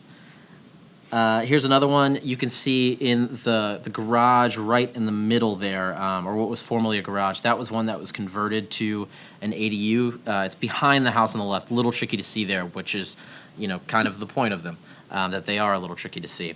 This is one of the larger examples. I think it's about 500 square feet. This one's one that we permitted by right, got to the building permit stage, issued the building permit, but actually didn't end up being completed. I think it was around COVID time. That probably had something to do with it. But this was a proposal that somebody had in their backyard. If you look on the right there, you can see in the back right corner, it was tucked away behind their driveway and their home in the rear there. And then, of course, you see this all over Ocean View, and particularly in East Beach, the classic carriage house example, where it's on the second story with the garage underneath. So, to the proposed amendments, now that we've recapped a little bit. We have really 6 big ones, but it's also a restructuring of the rules we already have and clarifying certain aspects and improving on others. And I think before I even jump into these, I think it's very important to note, we're not proposing to allow it anywhere where it's not currently allowed. So there's no changes to where you could do it. It's just that the 2 big changes are altering the CUP requirements for accessory dwelling units. So everywhere where it needs a CUP, there would be some by right option. And then increasing the maximum allowed size for an ADU to make it a little more permissive, but also a little more functional for a lot of properties. And I can tell you just anecdotally from the conversations I've had with citizens over the years, those are the 2 things that are a barrier more than anything else. Those kill more ADU projects than any other part of the performance standards in the discussions I've had with applicants. The next 4, we would like to also performance standards stating that an ADU shall only be located in a lot that complies with the minimum area, dimensional, and lot coverage standards of the base zoning district. Remove the prohibition against an ADU having separate utilities in the principal dwellings, if properly permitted. And remove the requirement that an ADU shall use the same driveway as a principal dwelling, and remove the additional parking requirement for an ADU. And I got slides on each and every one of these, so we can just jump right in. But please stop me if you want to discuss or ask any questions about any of the specifics here. Oh, maybe not. Jesse, can you help me out? There we go. All right, the CUP requirement. So the proposal generally is to take it up top. You can see where it's allowed right now. It's permitted by right in the base zoning districts with larger lot sizes. So lot sizes that are 10,000 square feet or 20,000 square feet with larger yards. That's where it's allowed by right currently. And on the smaller lots, with that typically have lot sizes of around 5,000 to 7,500 square feet, give or take, or 4,000 to 7,500. That's probably a better range. It's allowed by conditional use permit currently with no P/G except in the coastal, which is Ocean View and all that area has always been a bit of a wild card. This proposal would make it permitted or permitted by CUP everywhere, depending on a couple circumstances. So, generally, if you didn't want any kind of any kind of exception to the rule or any other deviation from the performance standards, you could do it by right in every zoning district the way we're proposing it, or every zoning district where it's permitted by conditional use permit or permitted by right now. That's the big change. But the other change would be to allow by CUP to permit an ADU that is accessory to a townhouse or a single-family semi-detached dwelling. So you could request a conditional use permit to have an ADU behind your townhouse, or to do a townhouse development with ADUs in the rear. And then a single-family semi-detached dwelling, that is essentially a duplex which has where both lots or both units sit on separate lots, so separate pieces of property, but share a common wall. It's essentially a duplex, but both units are sitting on separate parts of land. Yeah, two-unit townhouse. That's probably even a better way to put it. And there are other conditional use permit triggers which we'll go into later on in the next slides. The second one, this was one of the things we talked about the most during our last presentation, was the maximum size. And along with that, what is clearly subordinate to the principal dwelling unit? So we thought about that. Jeremy and I kicked around a few ideas. And I looked at a lot of what other communities are doing, what the numbers kind of look like. And 800 is typically the maximum, or in some places the floor, for what you can do for an accessory dwelling unit. That's the minimum that everybody is allowed to do. Our rules currently say that an ADU should not exceed 500 square feet in area, or 25% of the dwelling, or the area of the principal dwelling, whichever is less. The proposed change would say that an ADU should not exceed 800 square feet in area, or 50% of the area of the principal dwelling, whichever is less. Taking a step back from our previous conversation, we felt that half the size of the principal dwelling unit was always going to be clearly subordinate. That in that case, an ADU would always be obviously accessory. This would also allow some of our smaller homes a little more flexibility. So a home that's 1,000 square feet right now, the maximum ADU they can do is 250 square feet, which really isn't a livable area. Under these rules, you would be allowed to do 500 square feet, which is a livable area. That's the maximum we allow right now. But on the other side of that, a home that is 1,600 square feet could do an 800 square foot ADU. But going even further, a 3,000 square foot home couldn't do a 1,500 square foot ADU. So there is a reasonable ceiling, we felt like. All right, so moving on. The next one is the conforming lot requirements. Currently, the code does say that an accessory dwelling unit shall only be accessory to a single-family detached dwelling and shall be located on a lot that complies with the minimum area, dimensional, and lot coverage standards of the zoning district in which it is located. We would like to change this to say that an accessory dwelling unit shall be only accessory to a single-family detached dwelling, except if you get a CUP, which is in a different section of code. And shall be located on a lot that complies with the minimum area, dimensional, or lot coverage standards of the zoning district in which it is located.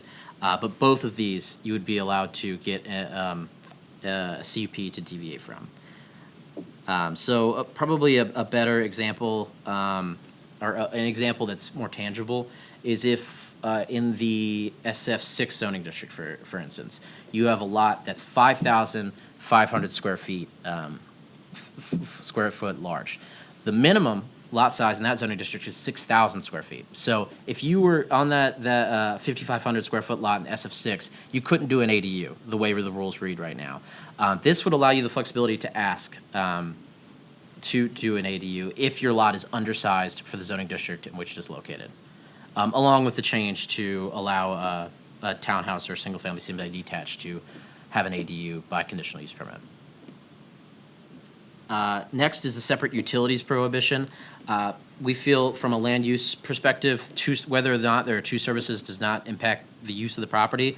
So we'd like to remove the performance standard that says an ADU shall use the same water, sanitary sewer, gas, and electric utilities as the principal dwelling unit. And as I put here, the APA and AARP recommend the best practice is to not require it, nor to disallow it, but rather to let the property owner choose as they develop what's more economically feasible. Is it better for them to put in the second unit and charge it to the person who's renting or their family member who's staying with them? Or does it make more sense to just split the current service they have and have a little line off of it? Because separating a utility meter can get quite expensive if you already have something there. But if you're coming in and building both units at the same time, maybe it is more feasible to do two different meters. So we would just recommend that we remove that provision altogether.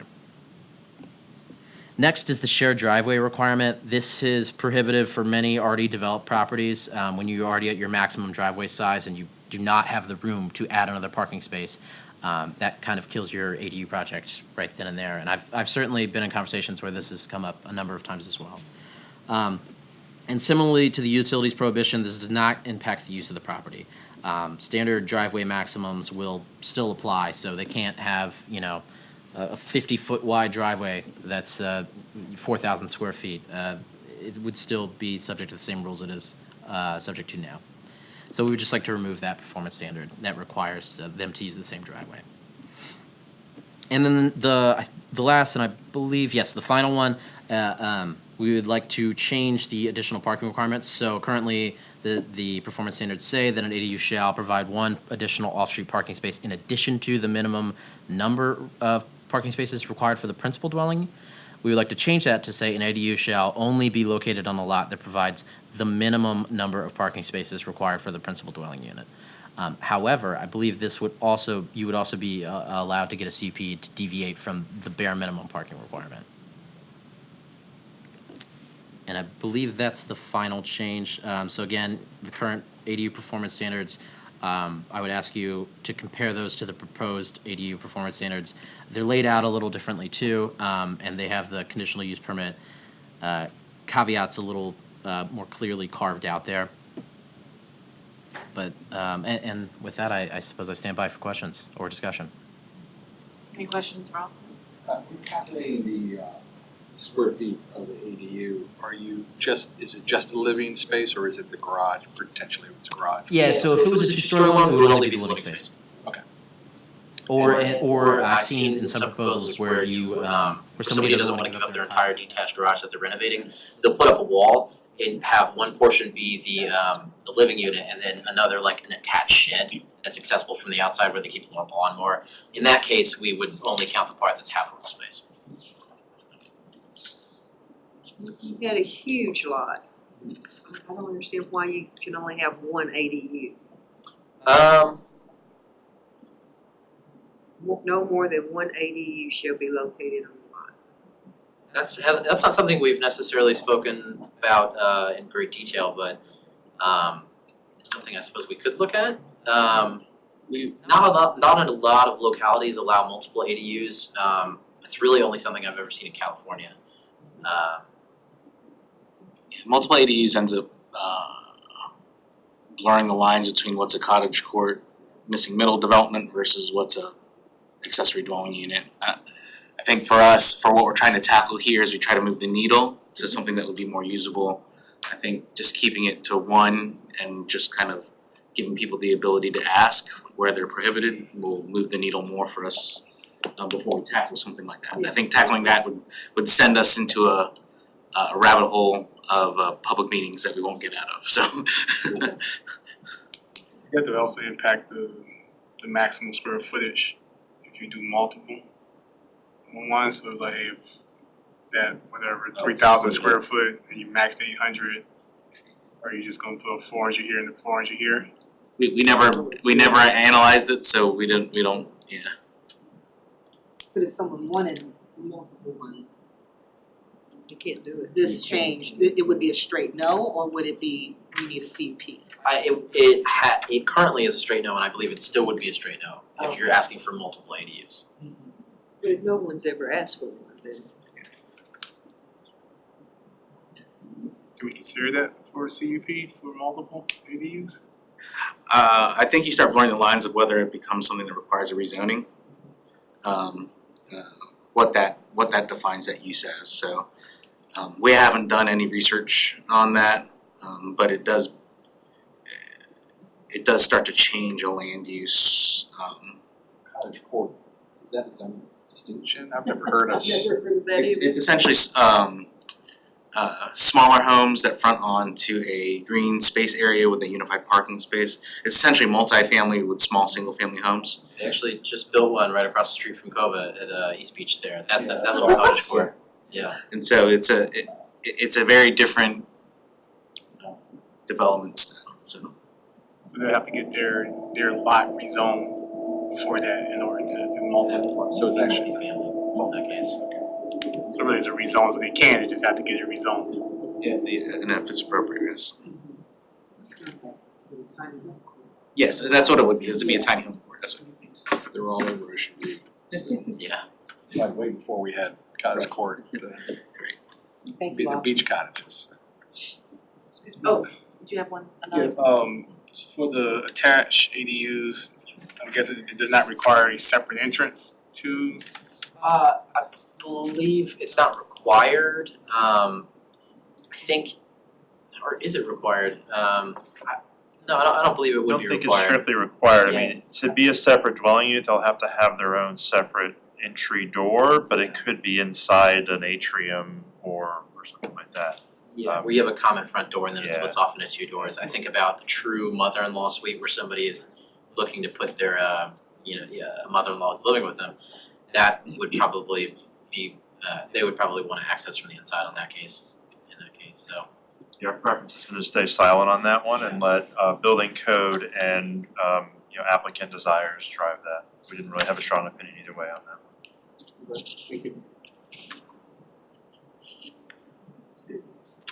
I think that's it, thank you. So we did notice that the agenda doesn't include an initiation for this item. We would probably put that on before our next meeting, just wanted to point that out as well, so we would ask you to initiate that at this month's public hearing. So just to kind of summarize, the thought is, let me provide you this information. accessory dwelling units right now are currently permitted in more than 50% of the city by right. So,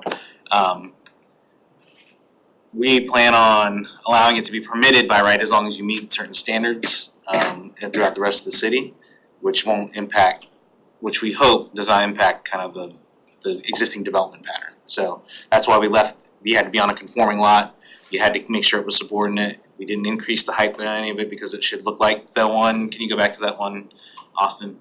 Like, it looks like a garage, or it could be a pool house, or whatever that might be. Our goal is to try to have it fit in, move the needle where people can find it useful. And then as the changes and thoughts change, hopefully we can come back to it and visit it again. But the goal is permitted by right. If you want to get out of jail free, or not free, but get out of a regulation, you would ask for a conditional use permit to get out of one of these things that may be prohibitive. What's the square footage of this one? It's 20 by 25, so if somebody's, is that what, 450? Is that good math? Sounds good to me. 500? Yes. 500. I was just noticing it was a good use of the space Yeah. for it to be that small. This might be one of my favorite examples. This is also really common to a lot of other localities have pre-approved plans, especially in California. That's a big thing in California. A lot of them look exactly like this. Thank you. Thank you. I think that was it for our presentations. Now we're ready for the public hearing preview.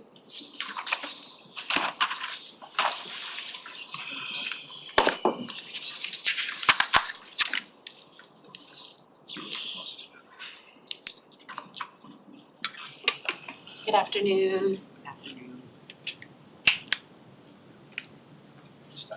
We're just gonna continue.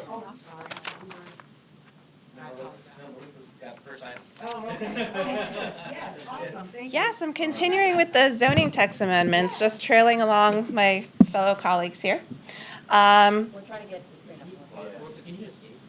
Sure. I did?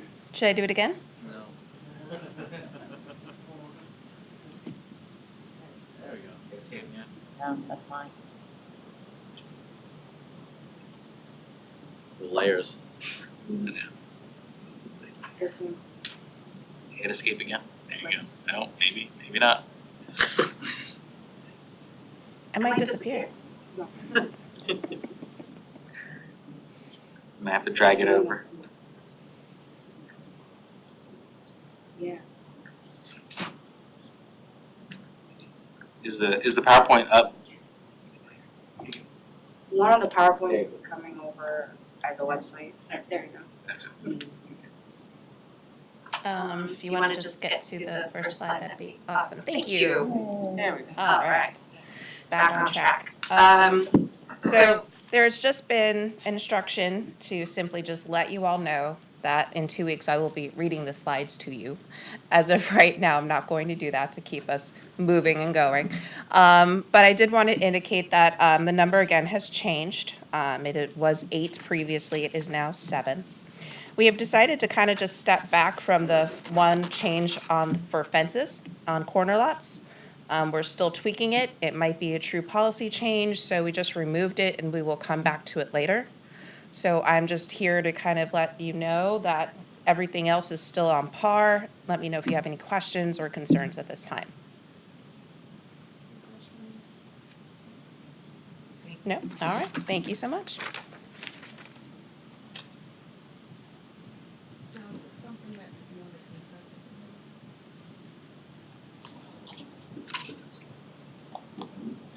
No, it requires a public hearing, so yeah, so it would need to be third.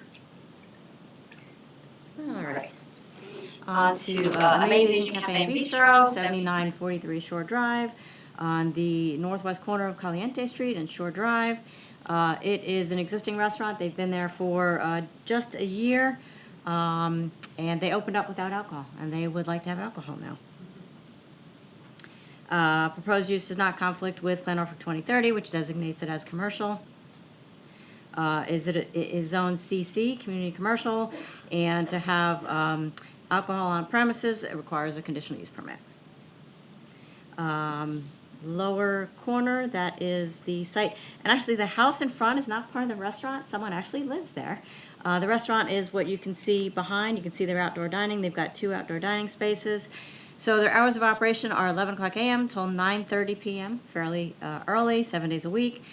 27 seats indoors, 36 seats outdoors, and a total capacity of 67. And then that is their floor plan. Their parking is on that side street Caliente.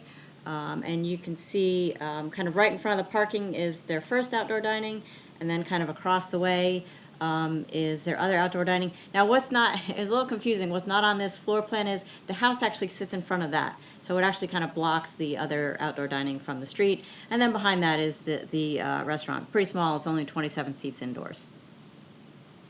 And that is all I have. Any questions on this one?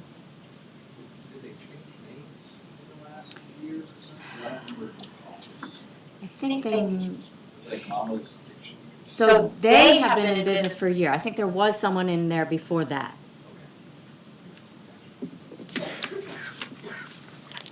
Thank you.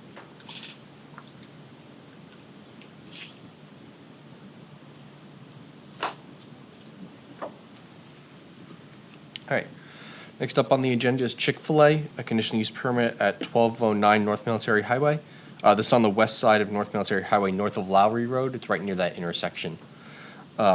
It's currently Chick-fil-A, but they're proposing to demolish the existing Chick-fil-A and install a new restaurant with a 2-lane drive-through instead of the single lane that they have now. This is consistent with Plan Office 2030, which designates the site as commercial. Property is on CC Community Commercial. In this district, you need a conditional use permit to have a drive-through facility large scale. Here we see a picture of the site. You'll note that there's a bunch of landscaping in the front. They already kind of were doing the 2-lane drive-through with that temporary tent, which is probably during the COVID time period from this picture. But they're proposing to demolish it and completely reconfigure the site to have a 2-lane drive-through. This, as currently, does require some removal of some trees, but they are planning on keeping the shrubs and planting some trees in the front. I bring that up because it's a little hard to see in the next slide that I'm going to show you. So this will be the site. All the way to the right of the screen is North Military Highway. You'll see they have that line of shrubs there. As a new development, this proposal will need to go through site plan and get approval from all the departments. They're still working a little bit on hitting the tree canopy requirement. I think that's why they're talking about adding some trees into that front landscaping area. But there's no access to Military Highway from vehicles that all turn in there and all come in around the site. They're only requesting to be open from, I think it's 6 to 10:30 p.m., 6 a.m. to 6:30 to 10:30 p.m. Monday through Saturday. Their request does say that they'll be closed on Sunday. Do you guys have any questions about what they're proposing and/or this layout?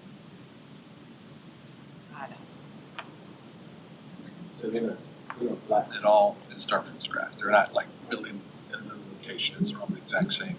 Yes. Leaving out Chick-fil-A. Just go up to Northampton. Just go up to Northampton. It's right around the corner. That has double lanes. It's kind of mirroring the same design, I guess. Yeah. Yes.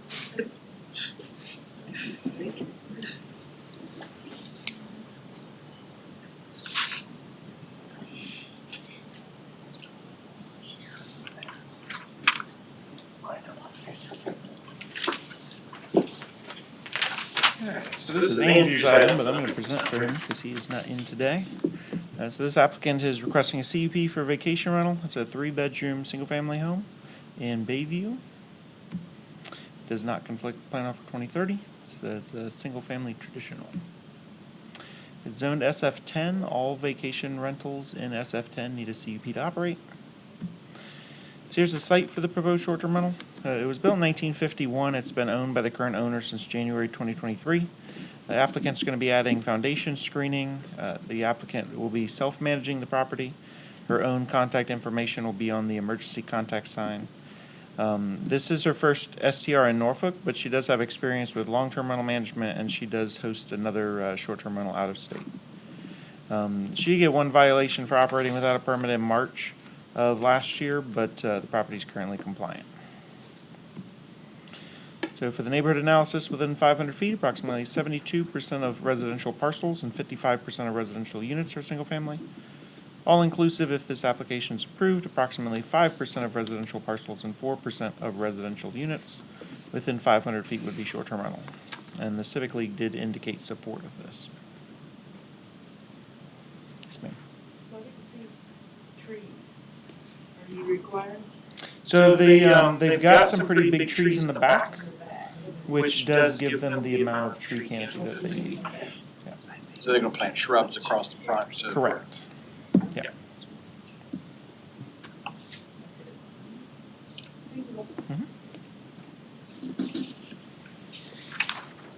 And then, Madam Chair, just to save, as we've spent a lot of time, of the commission's time, the next portions of new business are addressed based on the presentations that we gave earlier today.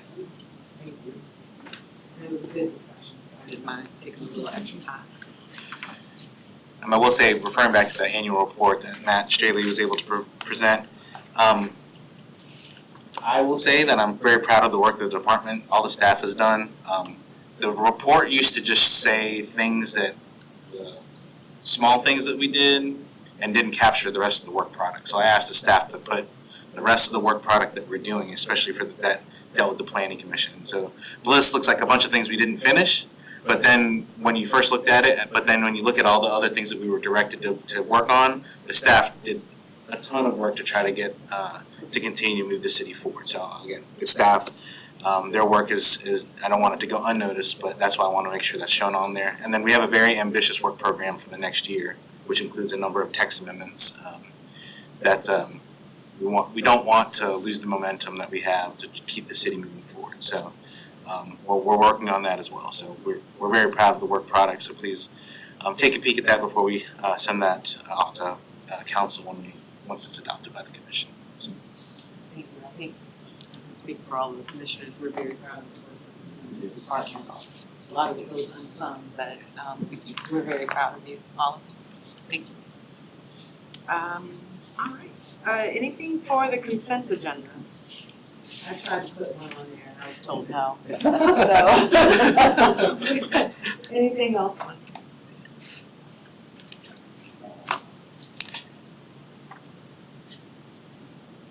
Chick-fil-A require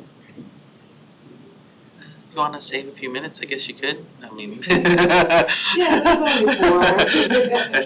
we're blessed to have a relatively small agenda. Yes.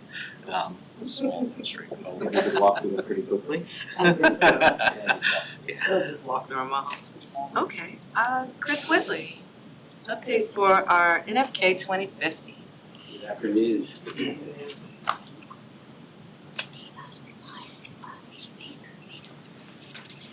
All right. Good afternoon, Commissioners. This is the monthly update on NFK 2050. Not a whole lot from compared to last month.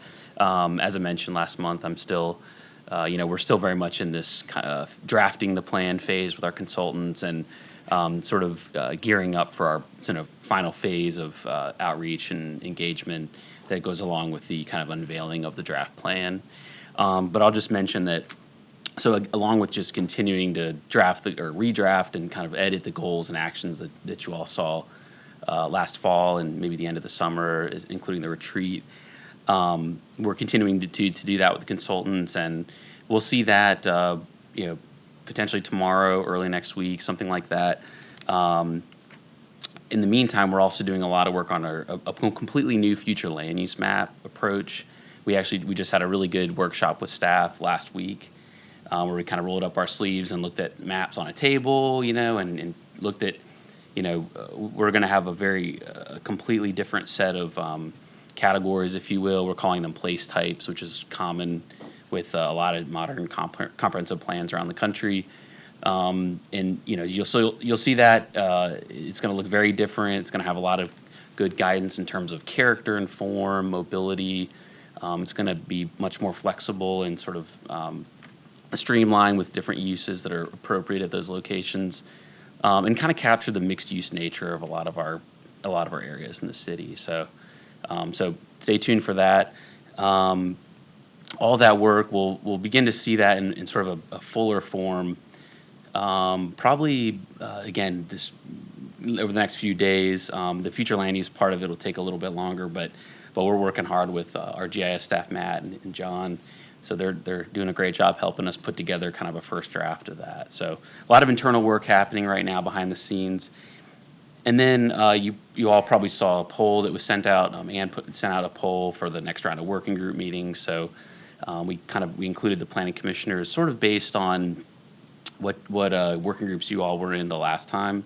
So you'll notice that we, instead of having the different topical meetings, like we had 6 last time, we're combining them all into the pillars, so those 4 pillars. So things like, economic development and housing are under growing equitably. So we've consolidated a lot, so there'll be more people and representation at each meeting. So wanted to get the poll out there and see, when those 4 meetings work, how many meetings and sort of dates work for the most amount of people. So hopefully you all have had a chance to fill that out, and we'll get those scheduled. Also, the advisory committee meeting is March 26th at the Jordan Newby Library. So I think you all received that meeting invite, or at least Commissioner Sutterth and Commissioner Bateman received those as the chair and vice chair of the committee. And then we have I know Bobby may touch on this a little bit, but we have our housing discussion next Thursday.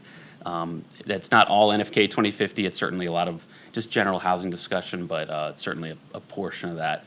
We'd like to talk a little bit about some of those emerging goals and actions in the housing part of the plan. And then finally, just any additional discussions we need to have sort of for the other topics in the plan.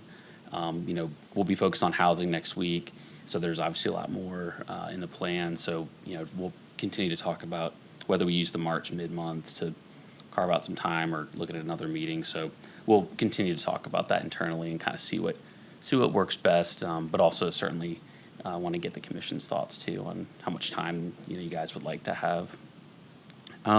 That's it, really. Those are the main updates right now. But yeah, we're excited to kind of get a next draft of our goals and actions here very soon, and kind of continue to work through that with staff. I'll take any questions though. Questions, Chris? So the meeting next week is the first pillar meeting that you. So the meeting this week is actually is a planning commission conversation. I think this was in response to the kind of desire to talk about generally our housing approaches. Our housing and community development department is invited and should be there. Zoning approaches as well, and I think that we were just going to kind of combine the latest NFK 2050 kind of goals and actions around that too. But I think that's more of a kind of a general discussion on housing.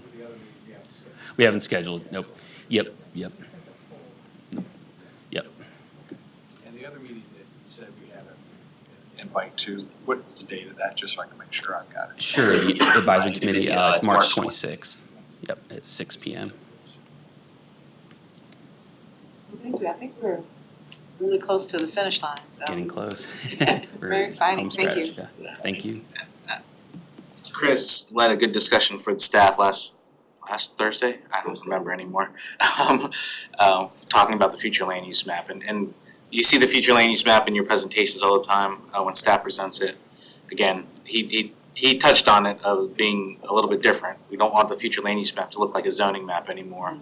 We want the future land use map to really reflect, again, same discussion we had, reflect what what we believe truly are the policy issues or impacts that may affect it in that situation. So it may be that we identify areas that need change or should continue to change and should have things focused on it, while some other things, development there should just be appropriate to what fits in the neighborhood. And that can mean a bunch of things through the process, right? And so we're trying to hone in on that. We had a very good discussion, talked in circles for about 30 minutes. That was my fault. But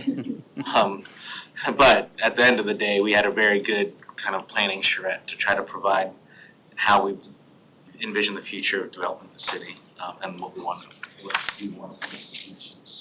as staff's proposed goals.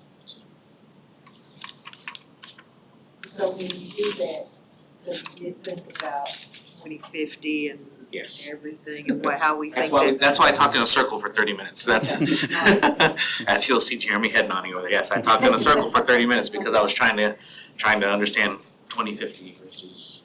Yeah, because I think you guys are the ones that would know, I mean, really, how you could get there. How are we gonna get to, okay. We think showing the map of what the existing zoning shows isn't really the way to do it. I think there's another way to do it. So that's what we're hoping to accomplish. Yeah, you're welcome. Thank you. Directors? Thank you, Ms. Sutter. Council on Tuesday had a number of items on consent and voted on. The items were items like assembly and a few others that were on the consent agenda. One of note that was denied by council was the short-term rental on Edward Street. There was no discussion on that one from the city council, but that was denied. And then also one item that was continued for further discussion was the banquet facility at 255 Granby Street for Creatives.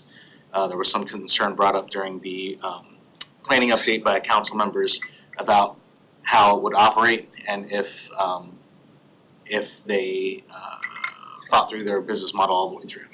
And so staff has been in discussions with them and they're gonna clearly articulate what their proposal is for council to consider. So hopefully we'll see that one back on an agenda. So, but other than that, the other items that required public hearings are tentatively scheduled to be heard, which includes a text amendment for short-term rentals in the West Freemason District. That's tentatively to be heard at the next meeting. That's all I have. So the short-term rental was the one where the lady was trying to operate it from a different place? No, that one was previous month. That one was denied. Which one, what was the reason for this one? There was no discussion by council at that moment. It was just The applicant didn't show up, I saw. the but applicant we wasn't approved. correct. Yes. Okay. We can probably have a honed-in discussion maybe at the house. I know short-term rentals will be a small little piece of our discussion next Thursday. Maybe I can try to bring some information. Thank you. All right, comments from the commissioners? Close out. Everybody going to the EPA conference in July? I'm very excited about the APA conference in July. Yeah, we're It'll be right down the street. Yeah. You're having any to planning department, correct? Yep, we just need to, similar to as we did before, if you let us know, we will get you covered. I also need to, I need to update, I got a bill 2 months late from APA for everyone's fees for your APA membership, so I'm sorry, it just popped in my inbox 2 months late. So, I just need to make sure I have everyone's, contact information correct, so I'll double check that, I just got that this week. So we'll make sure that's up to date. Thank you. That's it. I guess we're adjourned. Thank you. Thank you.